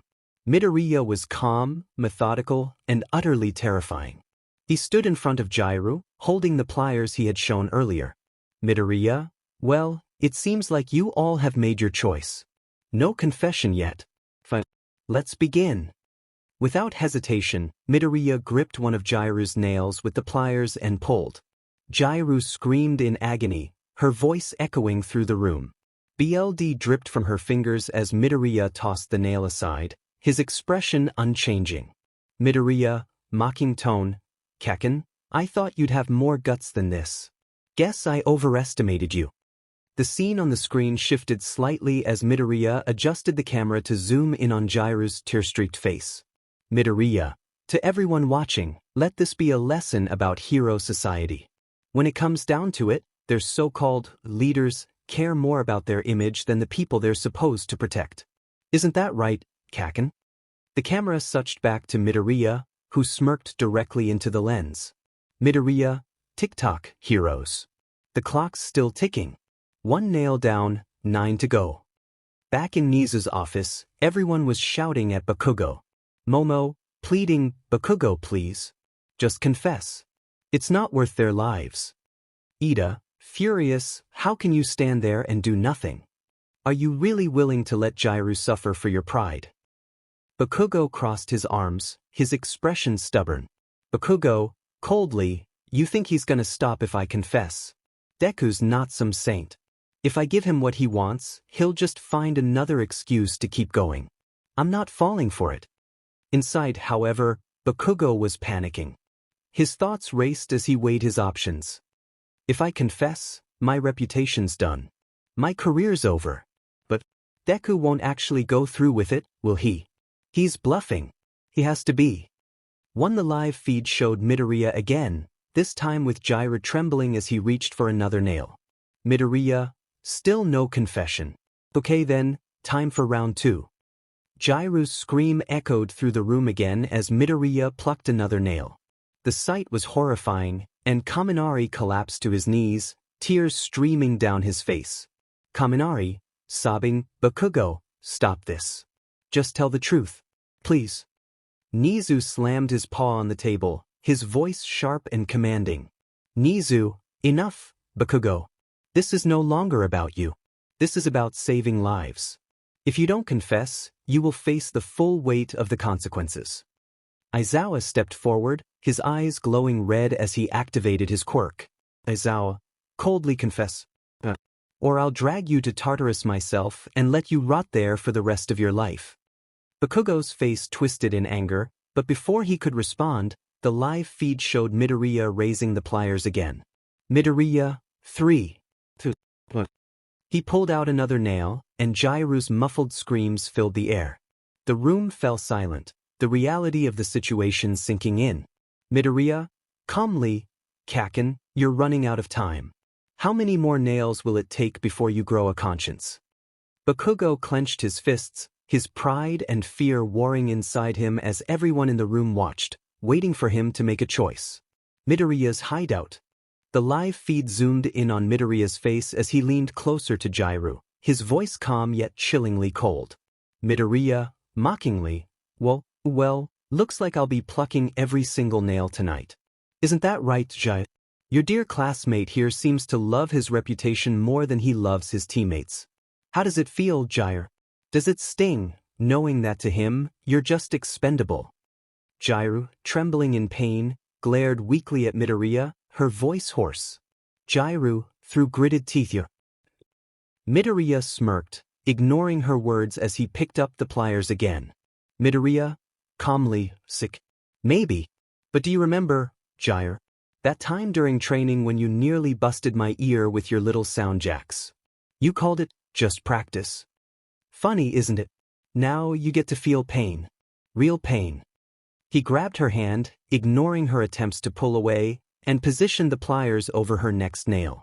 Midoriya, shall we go for number 3? Or maybe 4 in quick succession? Decisions. The camera pans slightly to show the 8-month-𝗵𝗃 woman beside 𝗳𝗧𝗧𝗏, tied to a chair, her face pale with terror. Midoriya, to the camera, tick-tock, 𝗂𝗂𝗃. Every minute you waste is another nail. Every second you hesitate is another scream. Your call. The atmosphere in the room was suffocating as the students and staff watched the horrifying scene unfold. 𝗵𝗃𝗃 was on his knees, tears streaming down his face. 𝗵𝗃𝗃, sobbing, do something. Please. Someone stop this. Nizu, sternly, 𝗵𝗃𝗃𝗁, this has gone far enough. Confess now, or we will take matters into our own hands. 𝗵𝗃𝗃𝗁 remained silent, his fists clenched so tightly his knuckles turned white. 𝗵𝗃𝗃𝗁, under his breath, he's bluffing. He's just trying to mess with me. Aizawa's voice cut through the tension like a blade. Aizawa, firmly, this isn't a bluff, 𝗵𝗃𝗃𝗁. Look at her. Do you really think this is a joke? Confess now, or I'll end your career myself. The room went silent again as everyone's attention returned to the screen. Midoriya's smirk grew as he turned back to 𝗳𝗧𝗧𝗏, his tone almost playful. Midoriya, what's that, 𝗳𝗧𝗏? Are you hoping your classmates will save you? Maybe you should have been nicer to me back then. But hey, let's not dwell on the past.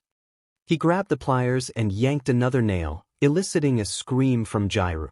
The sound echoed in the UA office, causing several students to flinch. Midoriya, to the camera, you see, this isn't just about me, 𝗂𝗂𝗃. It's about all of you. Heroes who think they're untouchable. Heroes who think their actions don't have consequences. Well, guess what? The consequences are here. He stepped back, letting the camera linger on 𝗳𝗧𝗧𝗏's trembling form. Midoriya, last chance, 𝗂𝗂𝗃. Confess, or I keep going. And trust me, I won't stop until she's nothing but a broken shell of who she used to be. Your move. Midoriya sighed dramatically, glancing at the camera with mock disappointment. Midoriya, well, it looks like you're still holding out, 𝗂𝗂𝗃. Guess that means 𝗳𝗧𝗏 here gets the full experience. 𝗳𝗧𝗏's eyes widened in terror as Midoriya adjusted the pliers. She tried to pull away, but the restraints held her firm. 𝗳𝗧𝗏, desperately, no please. Stop. Midoriya ignored her pleas, gripping her hand firmly. Midoriya, coldly, this is on you, 𝗂𝗂𝗃. Remember that. One by one, he began plucking her nails with deliberate precision, her screams of agony echoing throughout the hideout and through the live broadcast. Each yank was followed by a horrifying sound as the nails were forcibly removed, blood dripping onto the floor. 𝗳𝗧𝗏 writhed in pain, tears streaming down her face as she gasped for breath between screams. Midoriya, mockingly, you know, 𝗳𝗧𝗏, this is a lot like what you heroes do to people without quirks. Except instead of nails, it's their dignity and livelihoods you rip apart. Fair trade, right? Meanwhile in 𝗬𝗧𝗏, the room was in chaos. 𝗵𝗃𝗃𝗁 was screaming at 𝗵𝗃𝗃𝗁, his face red with fury and desperation. 𝗵𝗃𝗃𝗁, shouting, do something, 𝗬𝗃𝗃𝗁. She's your classmate. How can you just stand there? 𝗵𝗃𝗃𝗁 glared at 𝗵𝗃𝗁 but said nothing, his jaw clenched tightly. Nizu, sharply enough. 𝗵𝗃𝗃𝗁, this has gone too far. Confess now, or you'll face consequences from this institution and beyond. Aizawa, furious, 𝗵𝗃𝗃𝗁, do you understand what's happening? This isn't a game. If you don't confess, 𝗳𝗧𝗏 might not make it out alive. 𝗵𝗃𝗃𝗁 looked down, his fists trembling. 𝗵𝗃𝗃𝗁, muttering, he's just trying to mess with me. He won't go that far. Aizawa's patience snapped. Aizawa, angrily, wake up, 𝗵𝗃𝗃𝗁. Look at what he's doing. If you think your pride is more important than her life, you don't deserve to call yourself a hero.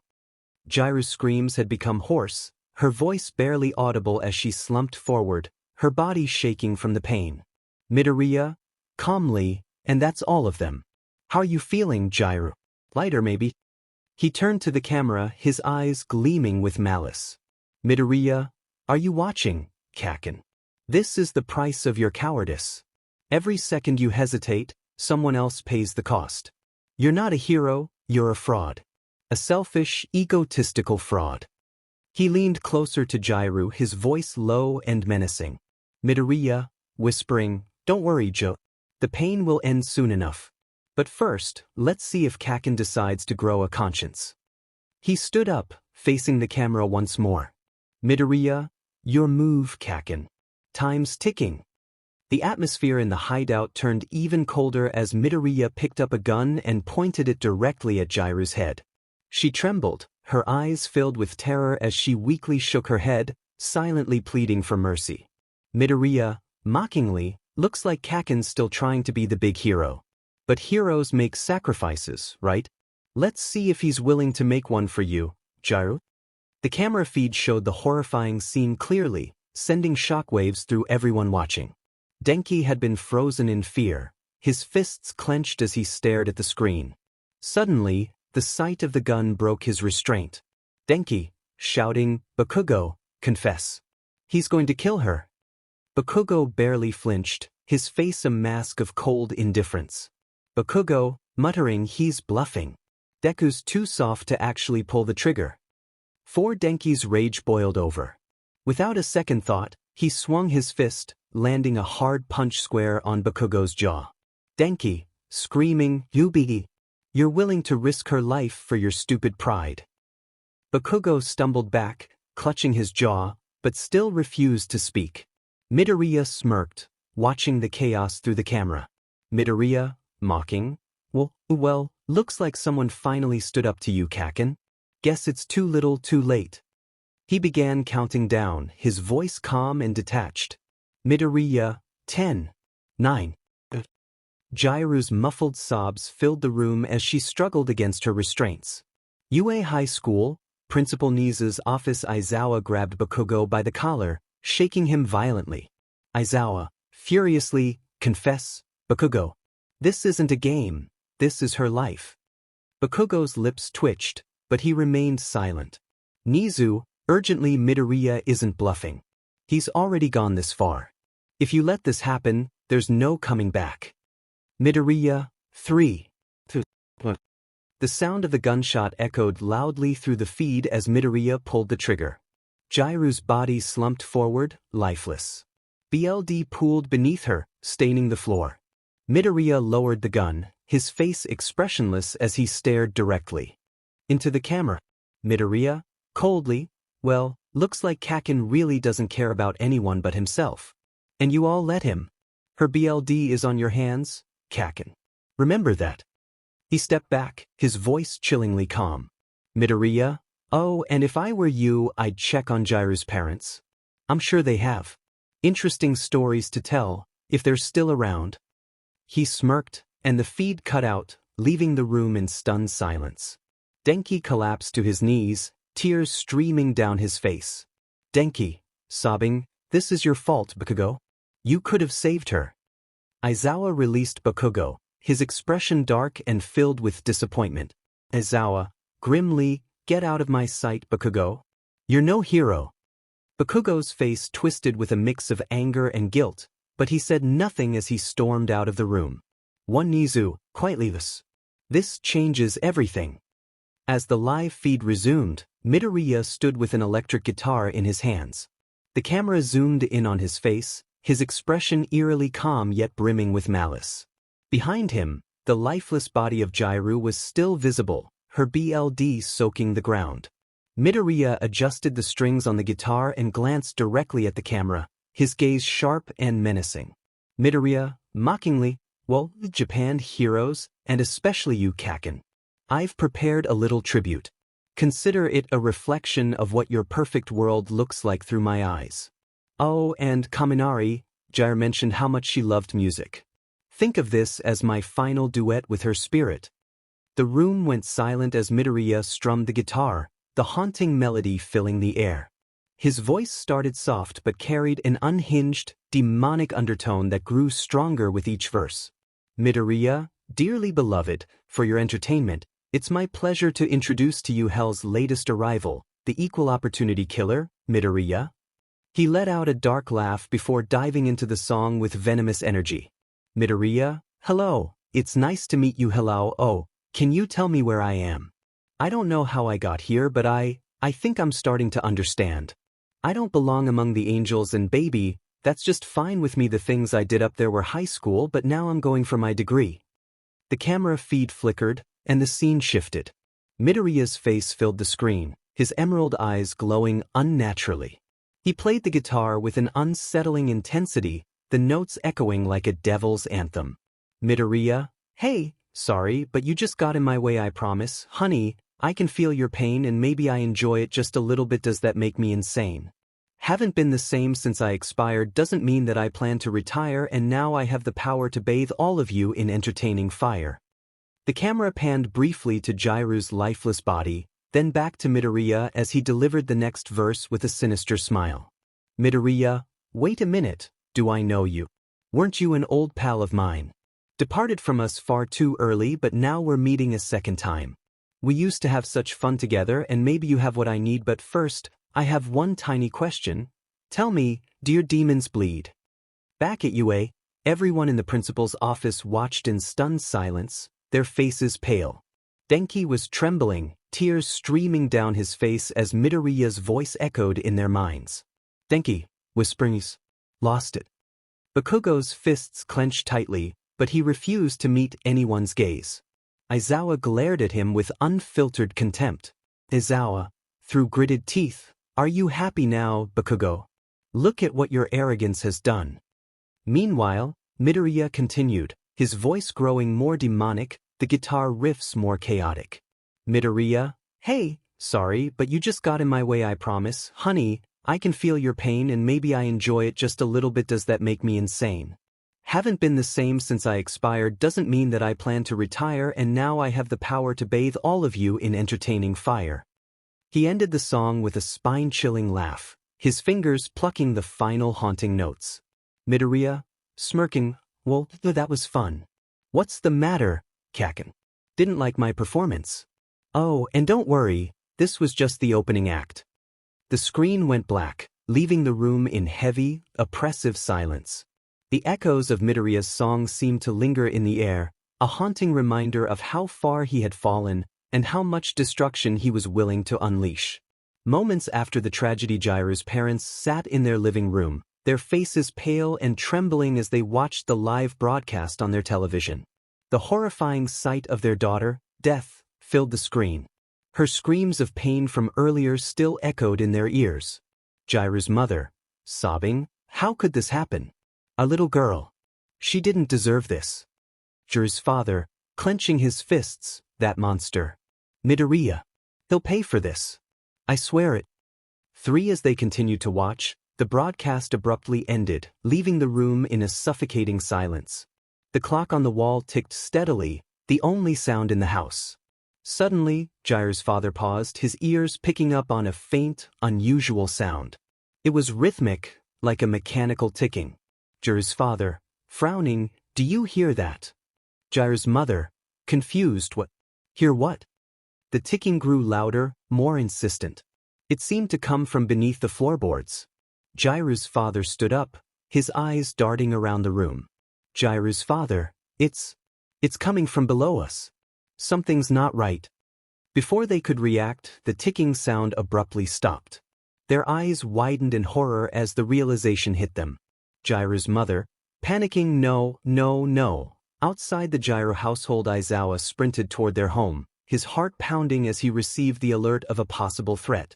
The streets blurred around him, his mind racing with dread. Aizawa, thinking, please let me make it in time. Please. As he approached the house, a sudden, deafening explosion ripped through the air. The force of the blast sent a shockwave that shook the ground beneath him. Aizawa shielded his face as debris and flames erupted into the night sky.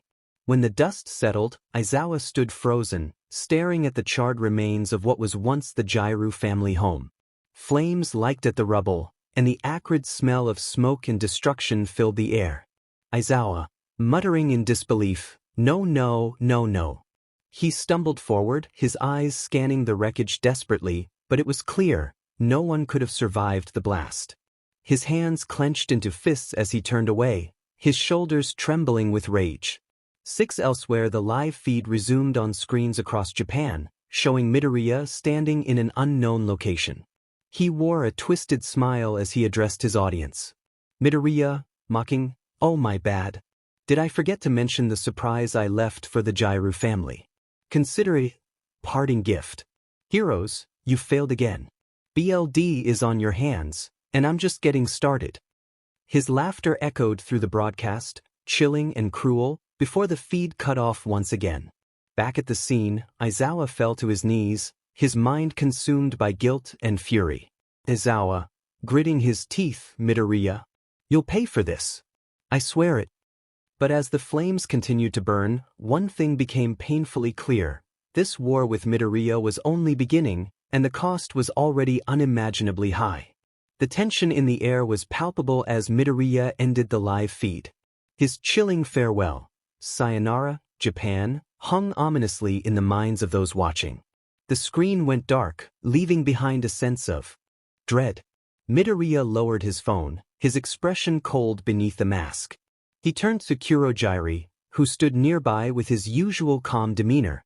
"Midoriya, firmly, get her out of here safely. Make sure she's taken care of before you vanish." Kurojirai, nodding, understood, Midoriya.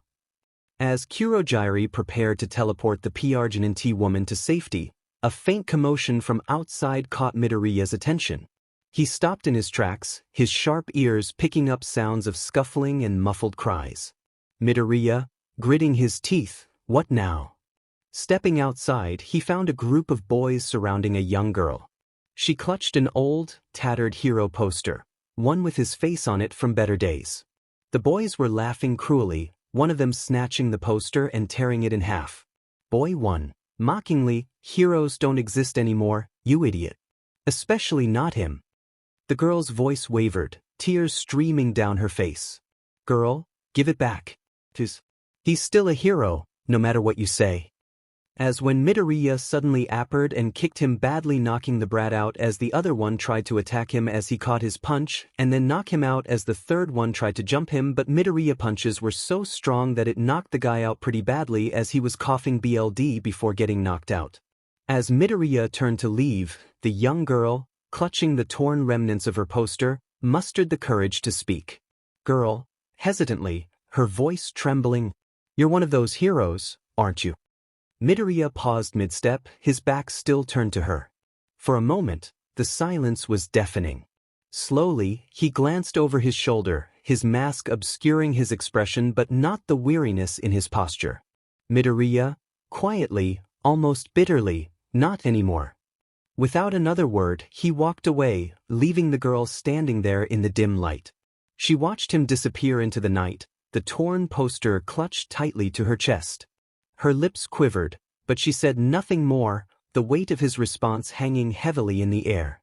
The following day, the grand event for the unveiling of a new All Might statue had drawn a massive crowd. Reporters, heroes, and civilians had gathered, their anticipation palpable. The statue was meant to be a symbol of hope and a reminder of the legacy of the symbol of peace. Cameras flashed, and murmurs filled the air as the unveiling moment drew near. Principal Nizu, alongside Izuku, Bakugo, and other prominent heroes, stood at the forefront. A hero from the Hero Public Safety Commission stepped forward to address the crowd. HPSC hero, confidently into the microphone, "Today, we honor the legacy of All Might, the greatest hero Japan has ever known. Let this statue remind us of our unity and resilience." The crowd erupted into cheers as the curtain began to descend. However, the moment the statue was revealed, the cheers turned into collective gasps of horror and screams of shock. The statue wasn't what anyone expected. All Might's figure was sculpted holding a lifeless 𝗳𝗓𝗪 in his arms, Her body twisted unnaturally as if depicting her final moments along with the bullet mark on her head. The craftsmanship was disturbingly detailed, showing every bruise, every drop of blood. On All Might's chest, written in crimson letters, were the words, "I am not here."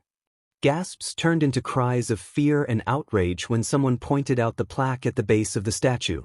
It bore Izuku Midoriya's chilling message. A society that values reputation over justice breeds monsters. Look at your so-called heroes. Their silence is deafening. Change or face the consequences. Reporters scrambled to capture the horrifying display, their cameras zooming in on the gruesome details. Crowd member 1, shouting in panic, "What is this? What happened to our heroes?" Crowd member 2, sobbing, "This isn't a symbol of peace, it's a nightmare." 𝗵𝗃𝗲, standing in the crowd, felt his stomach drop as his eyes locked onto the statue. He clenched his fists but remained silent, his jaw tight. Aizawa's face darkened as he muttered under his breath. 𝗳𝗏𝗵𝗃𝗲 Midoriya? 𝗵𝗃𝗲, visibly shaken, quickly moved to address the crowd, but his words were drowned out by the rising uproar. The symbol meant to inspire hope had instead become a harrowing reminder of a fractured society. Somewhere far away, Izuku watched the broadcast with his team, his face emotionless behind his mask. Midoriya, softly to himself, "Maybe now, they'll start to see the cracks." The camera panned back to the crowd, where chaos reigned as everyone grappled with the horrifying message left behind. In the principal's office, Aizawa stood with his arms crossed, glaring down at 𝗵𝗃𝗲, who sat slouched in his chair. Principal 𝗵𝗃𝗲 sat behind his desk, his usual calm demeanor replaced by visible tension. The room felt heavy with unspoken emotions as Aizawa's voice cut through the silence. "You do realize what your actions have caused, don't you?" Aizawa said, his tone low and sharp. "Because of your arrogance and refusal to act, Jiryu is dead. A student. Gone." 𝗵𝗃𝗲 leaned back, his expression unbothered. "She was just an extra. Always was," he said nonchalantly. "If she couldn't handle herself, that's not my fault." Aizawa's fists clenched as his temper flared. He took a step forward, glaring at 𝗵𝗃𝗲. "An extra. She fought alongside you, trusted you, and you discarded her like she was nothing." 𝗵𝗃𝗲, who had been quietly observing, raised a paw to signal for calm. Though his small form seemed composed, his sharp eyes betrayed his frustration. 𝗵𝗃𝗲, 𝗵𝗃𝗲 said firmly, "your lack of remorse is deeply concerning. This is about more than failing as a hero, it's about failing as a person." Before 𝗵𝗃𝗲 could respond, 𝗵𝗃𝗲's computer beeped, drawing his attention. He clicked on the notification, his expression darkening as he read the message. "We've just been informed by the Hero Public Safety Commission," 𝗵𝗃𝗲 began, his tone grave, "that they've removed us from the investigation into Midoriya. They've assigned the case to 𝗃𝗃𝗲." Aizawa's brows furrowed, his voice incredulous. "𝗃𝗃𝗲? Are they insane? That man is a loose cannon." 𝗵𝗃𝗲 nodded grimly. "It gets worse.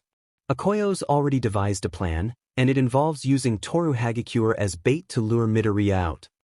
Aizawa slammed his hands on the desk, leaning forward with a fiery determination in his eyes. "Absolutely not. I won't allow this. I've already lost one student. I'm not letting another get caught up in this madness." 𝗵𝗃𝗲 folded his paws, his tone calm but resolute. "I share your concerns, Aizawa. 𝗃𝗃𝗃𝗃 may no longer be officially enrolled, but she is still one of ours. We cannot stand by and let this plan proceed unchecked." Straightening, Aizawa crossed his arms. "Then we stop it. Whatever it takes, we protect her. I won't let this mission turn into another bloodbath." 𝗵𝗃𝗲 nodded. "Agreed. But we must be careful. The Commission will not tolerate interference." As the two exchanged determined glances, 𝗵𝗃𝗲 scoffed loudly, drawing their attention. "You're wasting your time," he said with a smirk. "Deku's just proving what I've always said. He's weak. Let him take out the extras, it's all they're good for." Aizawa's gaze snapped to 𝗵𝗃𝗲, his voice cold and cutting. "Get out," he said. "Before I say something I'll regret." 𝗵𝗃𝗲 shrugged and stood, walking out of the office without a hint of guilt. The door shut behind him, leaving a tense silence. 𝗍𝗂 exhaled softly. We'll act quickly, Time is not on our side. Izuku nodded, his mind already racing. For his students, past and present, he would not allow this mission to become another tragedy. After few hours, despite their determination, Izuku and 𝗍𝗂 found themselves at an impasse. No matter how many strategies 𝗍𝗂 devised or how much Izuku protested, they couldn't override the Hero Public Safety Commission's authority. The pressure mounted as days passed, and both men grew increasingly frustrated. 𝗍𝗂 sat at his desk, his paws folded as he stared at a complex diagram on his monitor. I've run every scenario, he muttered, but 𝗧𝗍𝗧 has the full backing of the commission. We can't openly intervene without severe repercussions. Izuku, pacing the room, clenched his fists. So what do we do? Sit back and watch another student get sacrificed for their twisted sense of justice. Before 𝗍𝗂 could respond, the door creaked open. Standing in the doorway was Toru Hagakure, her usual bubbly demeanor replaced by a calm, determined expression. You don't have to worry about stopping them, Toru said, her voice steady. I'll volunteer. Both men froze, staring at her in shock. No, Izuku said immediately, his voice firm. You don't know what you're signing up for. This isn't some training exercise, Hagakure. This is dangerous, life-threatening. Toru stepped into the room, her invisible figure outlined faintly by the faint glimmer of sunlight behind her. I know, Mr. Izuku, she said. But if it means stopping Midoriya and protecting more innocent people, I have to do it. 𝗔𝗫𝗄 was my friend. I won't let her death be in vain. 𝗍𝗂 frowned, his sharp mind racing. You understand the risks, Hagakure. 𝗧𝗍𝗧's methods are extreme. There's no guarantee of your safety. Toru nodded resolutely. I know, but I'm not helpless. I've trained under all of you. I'll use everything I've learned to survive and to succeed. Izuku's jaw tightened, his frustration evident. You're still a student too. You shouldn't have to make this kind of decision. Toru stepped closer, her voice unwavering. I may not be a student anymore, but I'll always be one of yours, Mr. Izuku. You've taught us to stand up for what's right, no matter how hard it is. This is my choice, and I'm ready to face the consequences. The room fell silent as her words sank in. Izuku and 𝗍𝗂 exchanged a glance, both grappling with the weight of her decision. 𝗍𝗂 finally spoke, his tone solemn. If this is truly what you want, Hagakure, we won't stop you. But understand this, we'll be watching and we'll do everything in our power to keep you safe. Toru smiled faintly, the resolve in her voice unshaken. Thank you, Principal 𝗍𝗂. And Mr. Izuku. I'll make you proud. As she left the room, Izuku let out a heavy sigh, rubbing his temples. I don't like this, 𝗍𝗂. She's walking into a lion's den. 𝗍𝗂 nodded, his expression grim. Neither do I. But perhaps she's braver than either of us give her credit for. Meanwhile, in a dimly lit room, screens flickered with live feeds from various locations, one of which displayed Principal 𝗍𝗂's office. Izuku Midoriya sat at the center, his fingers gliding over a keyboard as he hacked into the surveillance feed. His eyes gleamed with an eerie light as he leaned back in his chair, listening intently to the conversation unfolding between 𝗍𝗂, Izuku, and Toru. The mention of 𝗧𝗍𝗧's involvement and Toru's voluntary participation brought a twisted smirk to his face. He pressed pause on the feed, rewinding to hear the critical points again. As 𝗍𝗂's calm voice spoke of caution and strategy, Midoriya chuckled darkly. So, 𝗧𝗍𝗧 thinks he's the one to hunt me down, Midoriya murmured, his voice low and menacing. He tapped his fingers rhythmically on the desk, his expression growing darker. A hunt? Against me? He let out a small laugh, which quickly escalated into a full-blown maniacal cackle. The room seemed to vibrate with the sound of his laughter. His hands slammed against the desk as he leaned forward, his green eyes glowing with a mix of rage and amusement.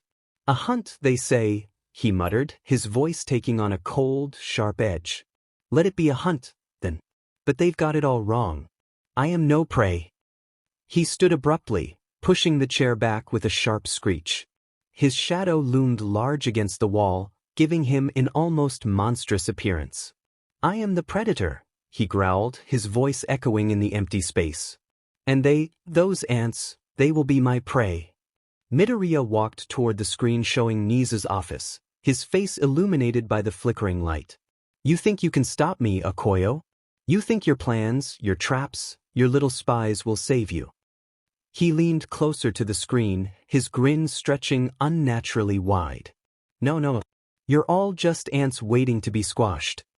The sound of his laughter filled the room once more as he turned away from the screen. Picking up his phone, he dialed a number.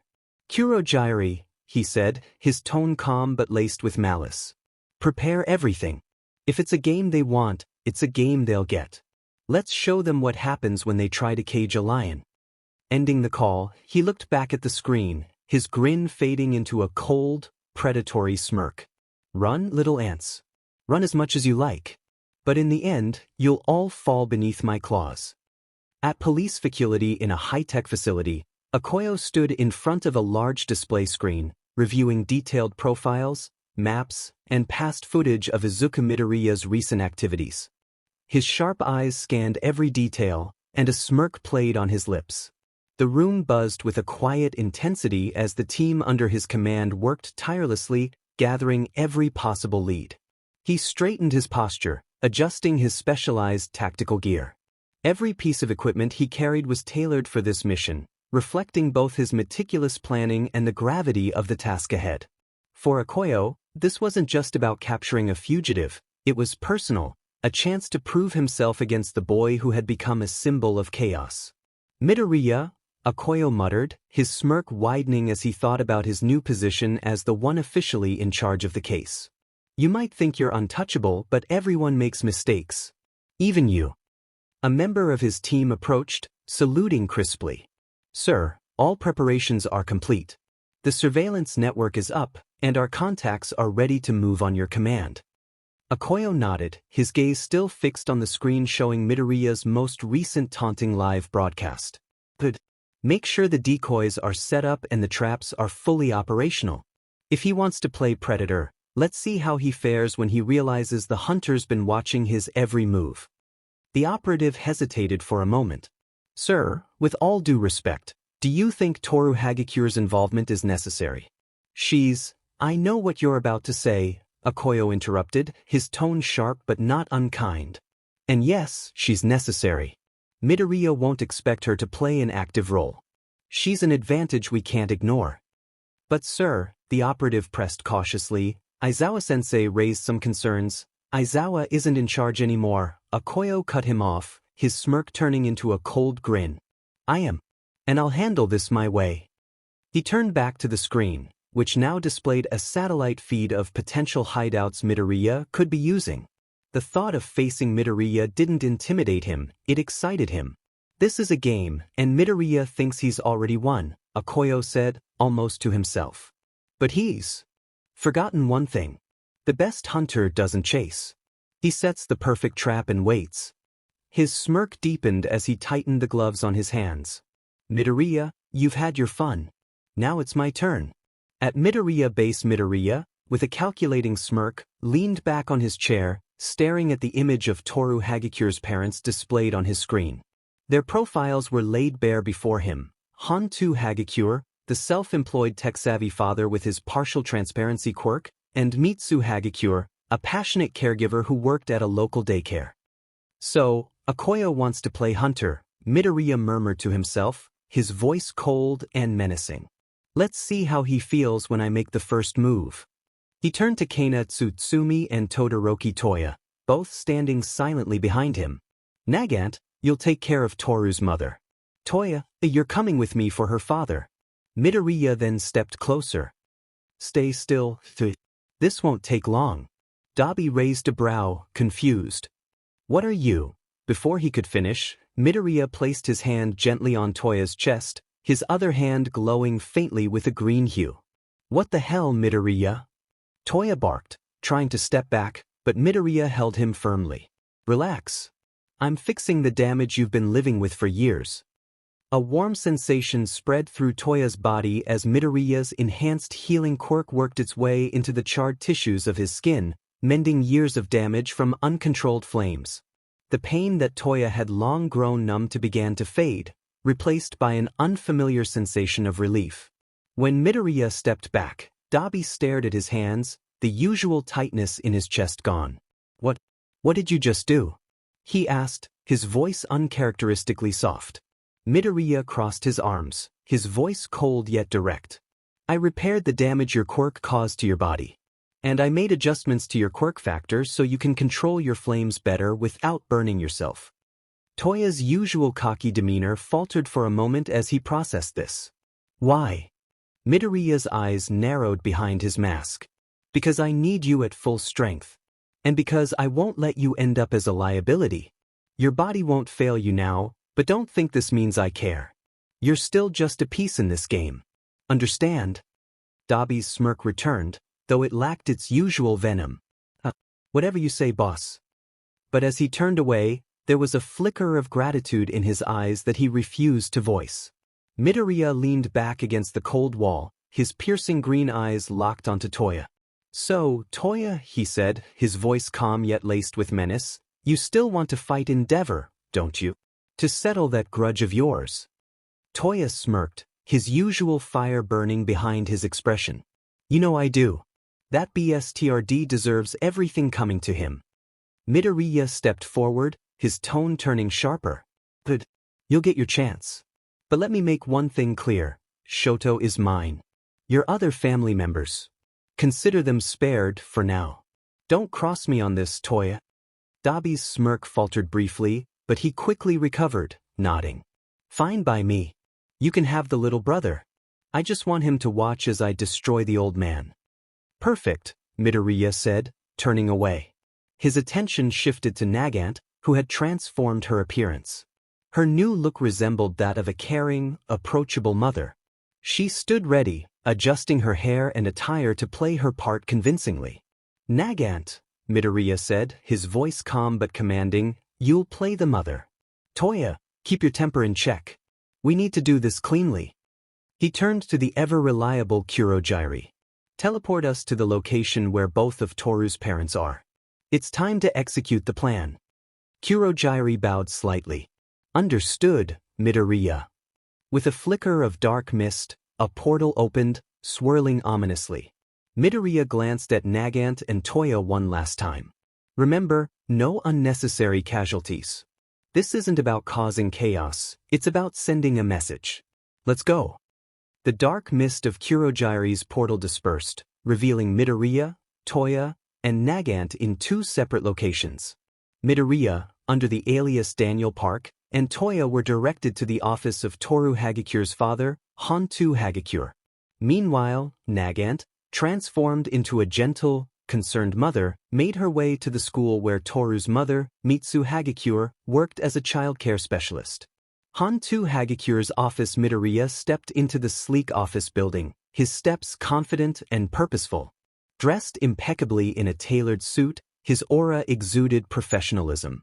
Toya followed close behind, his presence calm but commanding, the sharpness in his eyes a silent deterrent to anyone who might cross them.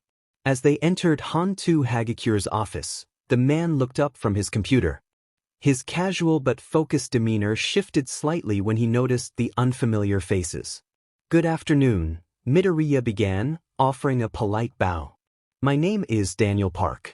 I'm an entrepreneur from South Korea, visiting Japan for business opportunities. I've heard about your expertise in software development and wanted to discuss a potential collaboration." 𝗵𝗃's brow furrowed slightly, but he gestured to the chairs in front of his desk. "Well, Mr. Park, I'm always open to new opportunities. Please have a seat." Midoriya and Toya took their seats, with Midoriya keeping his expression neutral and professional. "I understand you've been working on cutting-edge projects involving light refraction technology. As someone who invests in innovative technology, I believe your expertise could align with several of my ventures. However, I'd like to understand your approach better." As 𝗵𝗃 began explaining his work, Toya sat back silently, his piercing gaze taking in every detail of the office and the man himself. Midoriya, meanwhile, engaged 𝗵𝗃 with subtle, probing questions, steering the conversation to gather as much information as possible. 𝗵𝗃 𝗧𝗵𝗃𝗧's school 𝗵𝗃, disguised as a worried mother, entered the brightly lit school, her demeanor a perfect mix of vulnerability and gratitude. Approaching the reception desk, she explained her situation to the staff, who immediately directed her to 𝗵𝗃 𝗧𝗵𝗃𝗧, known for her expertise in working with children. 𝗵𝗃 greeted 𝗵𝗃 with a warm smile, though curiosity flickered in her eyes. "How can I help you, ma'am?" 𝗵𝗃 clutched her purse tightly, her voice trembling just enough to sound genuine. "Thank you for seeing me. I was referred to you by the academy staff. My son. He has a condition that makes it impossible for him to walk. He's a bright boy, but regular schools can't accommodate his needs. They said you're the best at working with children who need extra care." 𝗵𝗃's expression softened instantly, her maternal instincts kicking in. "Oh, that must be so hard for you. I'd be more than happy to help in any way I can. Tell me more about your son." 𝗵𝗃 nodded, carefully weaving her story. "He's very intelligent but shy. I worry about him falling behind socially, and I'm willing to pay any additional fees to ensure he gets the best education." As the two women continued talking, 𝗵𝗃 subtly observed 𝗵𝗃, her eyes scanning for any openings or weaknesses.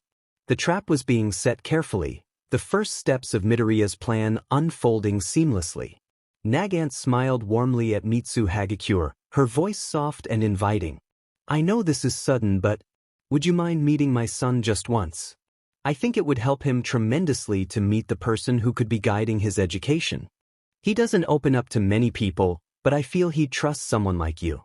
𝗵𝗃 hesitated, concern and compassion warring in her expression. "Oh, I don't know.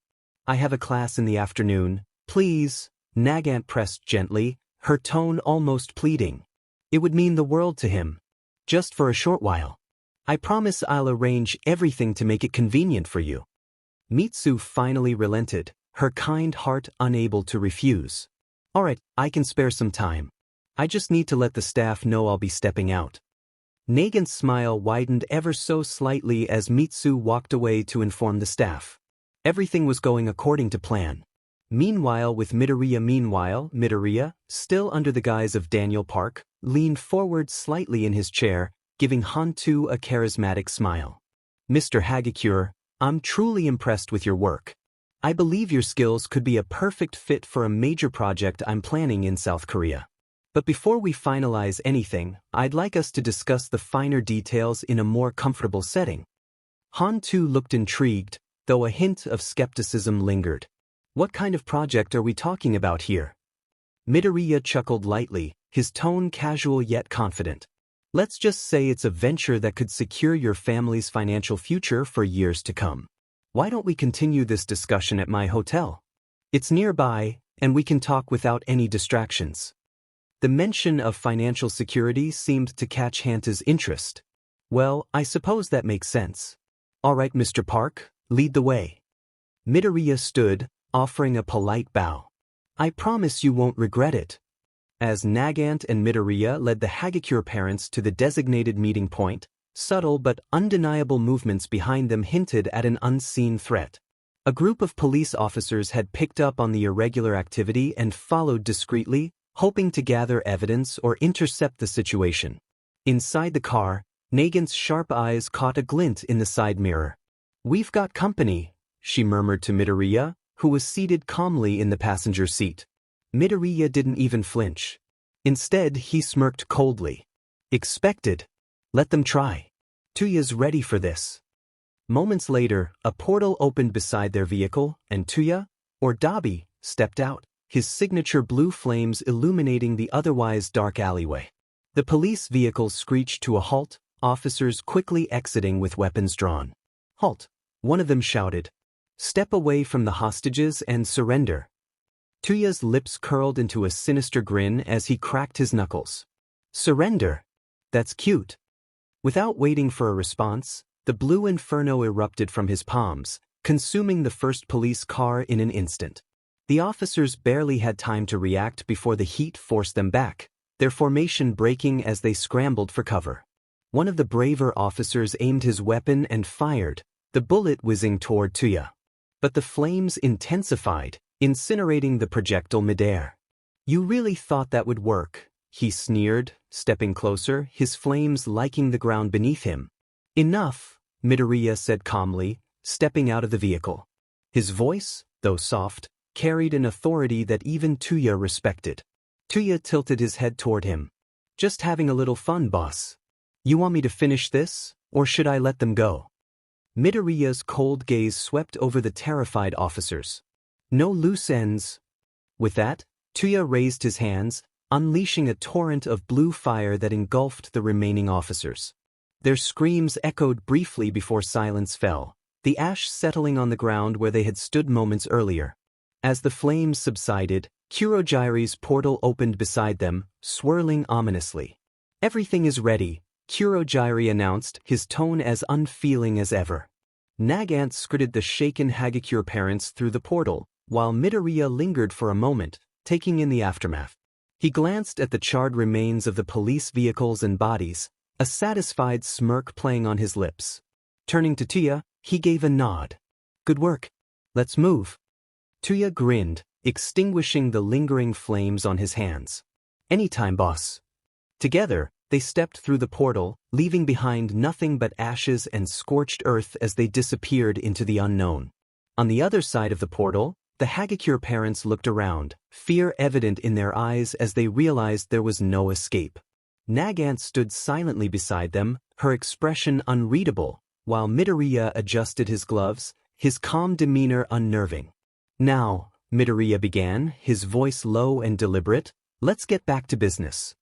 Midoriya stood in the dimly lit room, his expression unreadable but his cold eyes piercing. Beside him, Himiko Toga walked in with a spring in her step, though this time her demeanor was unsettlingly calm. It wasn't the crazed, obsessive Himiko of the past. Instead, she was collected, her amber eyes gleaming with a calculated malice. "You called for me, Izuku?" Himiko asked sweetly, her voice dripping with innocence, though her smirk betrayed her true nature.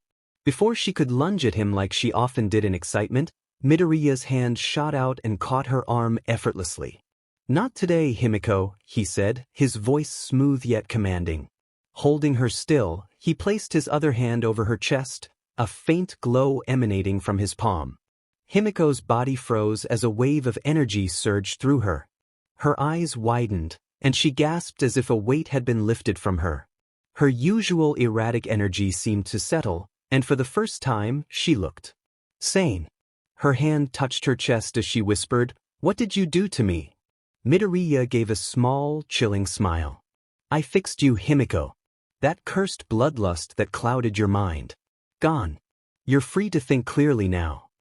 Her eyes filled with tears, though whether of gratitude or something darker was unclear. Midoriya leaned in, his tone soft but sinister. "And as a gift, I've given you something special. Hemokinesis. You can manipulate BLD now, not just take it, but control it like a weapon. Use it wisely." Himiko's lips curled into a devilish grin. "You're amazing, Izuku. I'll make you proud." Midoriya then turned to 𝗬𝗧𝗏, who leaned casually against the wall, his arms crossed as blue flames flickered at his fingertips. "𝗬𝗧𝗏, Himiko," Midoriya said, his voice low and commanding. "Our guests are here. Treat them accordingly." 𝗬𝗧𝗏 grinned, his healed face twisting into something cruel. "With pleasure," he said, pushing himself off the wall and cracking his knuckles. Himiko giggled, skipping over to the corner of the room where a large cabinet stood. With a dramatic flourish, she opened it to reveal an array of torturous tools, blades, clamps, syringes, and devices that looked like they were from another era. The 𝗳𝗏𝗪 parents, bound and trembling in the center of the room, watched in horror as the tools gleamed under the dim light. "Please," Toru's mother begged, tears streaming down her face. "We've done nothing wrong. Let us go." Toru's father struggled against his bindings, his voice desperate. "Whatever you want, we'll give it to you. Just please, spare us." Midoriya stepped forward, his shadow falling over them like a dark omen. He crouched down to their level, his cold green eyes staring into theirs. "Nothing wrong," he repeated, his voice sharp with venom. Your daughter's actions ruined my life. Her mistake, her cowardice, turned me into this. My mother. My kind, loving mother. Because of the hell I endured. He stood, his voice growing colder. I've said it on live TV, and I'll say it again. I will have my revenge. And it does not end with you. The parents sobbed, pleading for mercy, but Midoriya turned his back to them, his coat billowing slightly as he walked toward the door. 𝗵𝗃𝗄𝗧𝗏. You know what to do. 𝗵𝗃𝗄𝗧 clapped her hands together, her eyes sparkling with sadistic delight. This is going to be so much fun. She sang. Tuya ignited a small flame in his palm, the blue fire reflecting in his narrowed eyes. Let's get started, he said darkly. As the door closed behind Midoriya, the screams of the 𝗧𝗵𝗃𝗄𝗧 parents echoed through the room. Midoriya paused outside for a moment, tilting his head slightly as if listening to the sounds. A faint smirk played on his lips before he walked away, leaving behind nothing but chaos and despair. After few hours, Midoriya returned to the dimly lit room, his footsteps echoing ominously. The air was heavy with the metallic scent of BLD, and the faint flicker of Tuya's dying blue flames cast long, eerie shadows on the walls. The 𝗧𝗵𝗃𝗄𝗧 parents were barely recognizable, broken, trembling, and soaked in fear and pain. Their cries had subsided into weak whimpers. Tuya leaned casually against the wall, his arms crossed, a smug grin on his now not scarred face. Took your time, boss, he said, nodding toward the broken figures in the center of the room. They're still breathing as you requested. Barely. 𝗵𝗃𝗄𝗧 twirled a scalpel in her fingers, her blood-stained hands and clothes evidence of her work. You were right, Izuku. This was so much fun. She giggled, skipping over to him with a bright, almost childlike smile. Did we do good? Did we make you proud? Midoriya scanned the room, his expression unreadable. He stepped closer to the 𝗧𝗵𝗃𝗄𝗧 parents, crouching down to look them in the eyes. Their gazes were filled with terror, barely able to focus on him. You two lasted longer than I expected, he said coldly. Impressive, really. But I hope you understand now, this is what happens when people like your daughter ruin lives without a second thought. The mother, through sobs and gasps, whispered, Please. No more. We didn't know. We didn't know. Midoriya's face remained impassive. Ignorance isn't innocence, he said flatly, standing up and turning to Tuya and 𝗵𝗃𝗄𝗧. You did well. Better than I expected. 𝗵𝗃𝗄𝗧 beamed, bouncing on her heels. They told you I'd make you proud, Izuku. Tuya chuckled darkly. You sure about leaving them alive, though? Seems like a loose end. Midoriya shook his head. They're no threat. Their minds are broken. Besides. He smirked, the malice in his expression sending chills through the room. The fear of what comes next will destroy them faster than death ever could. As Midoriya walked out of the room, Tuya and 𝗵𝗃𝗄𝗧 followed, leaving the 𝗧𝗵𝗃𝗄𝗧 parents to their despair. On the other side of the city, chaos erupted at the 𝗵𝗃𝗧𝗏 police department. Detective 𝗳𝗏𝗧𝗏 𝗧𝗏𝗁 stood in the middle of the briefing room, his face pale as the latest report came in. What do you mean the officers assigned to the 𝗧𝗵𝗃𝗄𝗧 family are dead? He barked, slamming his fist on the desk. The junior officer hesitated, his voice trembling. Sir, their bodies were found burned to ashes. The autopsy reports confirm it was a quirk, blue flames. We have reason to believe. It's him. Midoriya Izuku. 𝗧𝗏𝗁's heart sank. Ever since Midoriya's public declaration of vengeance, he had suspected the young man would strike. But this. Killing officers in cold BLD and abducting civilians. Do we have any leads on his whereabouts? 𝗧𝗏𝗁 demanded, his voice sharp. The officer shook his head. None, sir. We suspect Kurogiri's warp gate quirk was involved, making tracking impossible. But eyewitness accounts place a suspicious group near the 𝗧𝗵𝗃𝗄𝗧 residence shortly before the officers lost contact. 𝗧𝗏𝗁 clenched his fists, frustration boiling over. This isn't just about Midoriya anymore. He's working with dangerous individuals, Dabi, 𝗵𝗃𝗄𝗧𝗏, and who knows who else. He turned to his team, his voice firm. I want every available resource focused on this case. Midoriya's actions are escalating, And if we don't stop him now, more lives will be at risk. As the room buzzed with activity, 𝗧𝗵𝗃𝗁 stared at the board covered with photos and notes on Midoriya and his associates. Izuku, he muttered under his breath. What happened to you? Back at their hideout, Midoriya stood in a quiet room, staring out the window at the city lights. He held a small photo in his hand, a picture of himself as a child, smiling alongside his mother. This is only the beginning, he said softly, his voice filled with determination and pain. They'll all understand the price of their sins. One by one. Midoriya sat in the dim glow of his hideout, his expression a mix of amusement and malice. His phone rested on the table, the screen lighting up as he dialed a number. The ringing echoed in the room, followed by a hesitant voice answering. Hello. Midoriya's lips curled into a grin. 𝗳𝗍𝗄𝗏. How are you holding up, my sparkling friend? There was a moment of silence on the other end before 𝗳𝗍𝗵𝗲 responded, his voice trembling. Midoriya. Why are you calling me? What do you want? Midoriya chuckled darkly. Oh, you know exactly why I'm calling. You're the infamous traitor of 𝗬𝗧𝗏, after all. Who better to assist me in my endeavors? 𝗳𝗍𝗵𝗲's breath hitched. I never wanted to betray anyone. Your father forced me. He threatened my family. Of course he did, Midoriya replied, his tone dripping with mock sympathy. And yet, here you are. Alive, unscathed, and still playing both sides. Impressive, really. But let's not pretend you don't owe me for keeping your secret.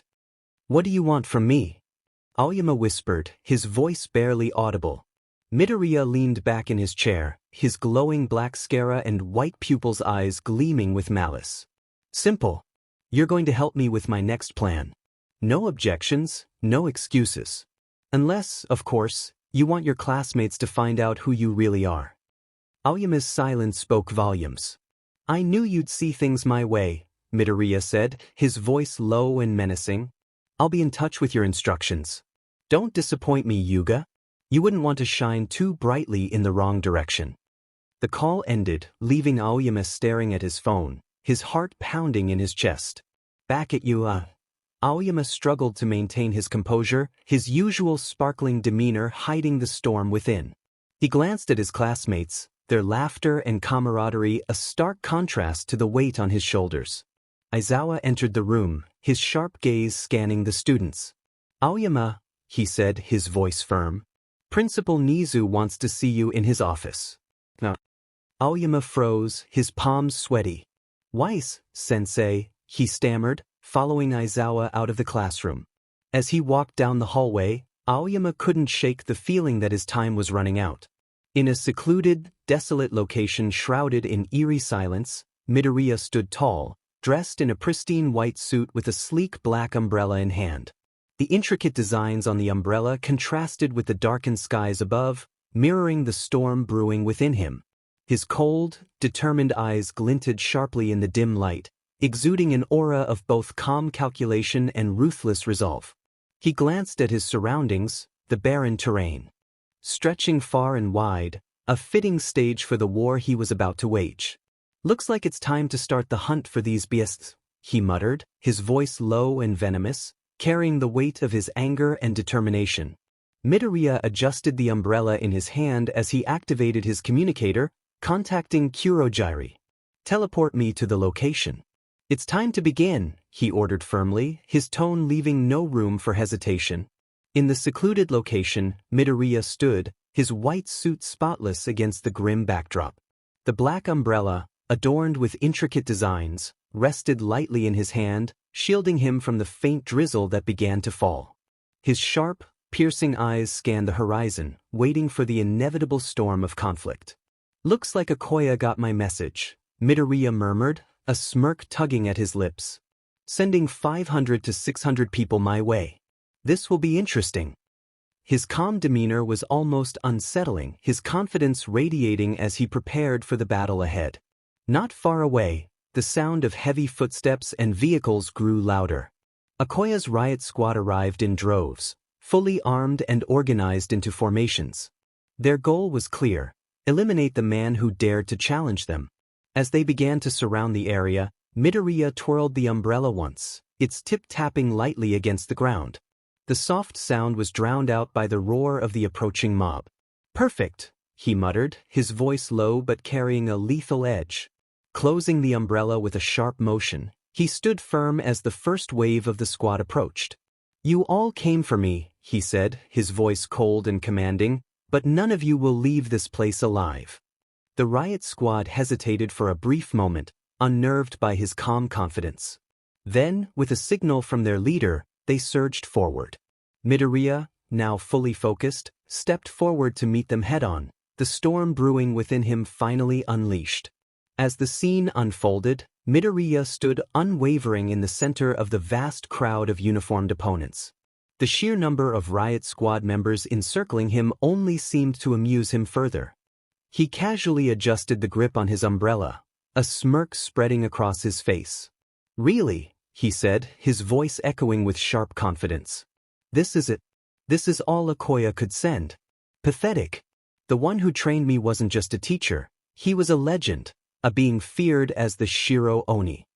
And these fools think they have a chance against me." His words were laced with venom, each syllable biting into the morale of those before him. Some of the officers hesitated, unease creeping into their stance. Midoriya's gaze cut through them like a blade, his eyes carrying the unmistakable intent of someone who had already decided the outcome of this encounter. "Let me make this clear," Midoriya continued, twirling his umbrella with a relaxed air. "You don't stand a chance. But since you've all come this far, I'll make sure none of you leave here unscathed." The riot squad leader barked an order, and the horde began to close in. But Midoriya simply stood there, calm and collected, as if daring them to take the first move. In that moment, the air grew heavy, the atmosphere charged with the ominous energy of someone who had mastered the art of destruction. The hunt had begun, but it was clear who the predator truly was.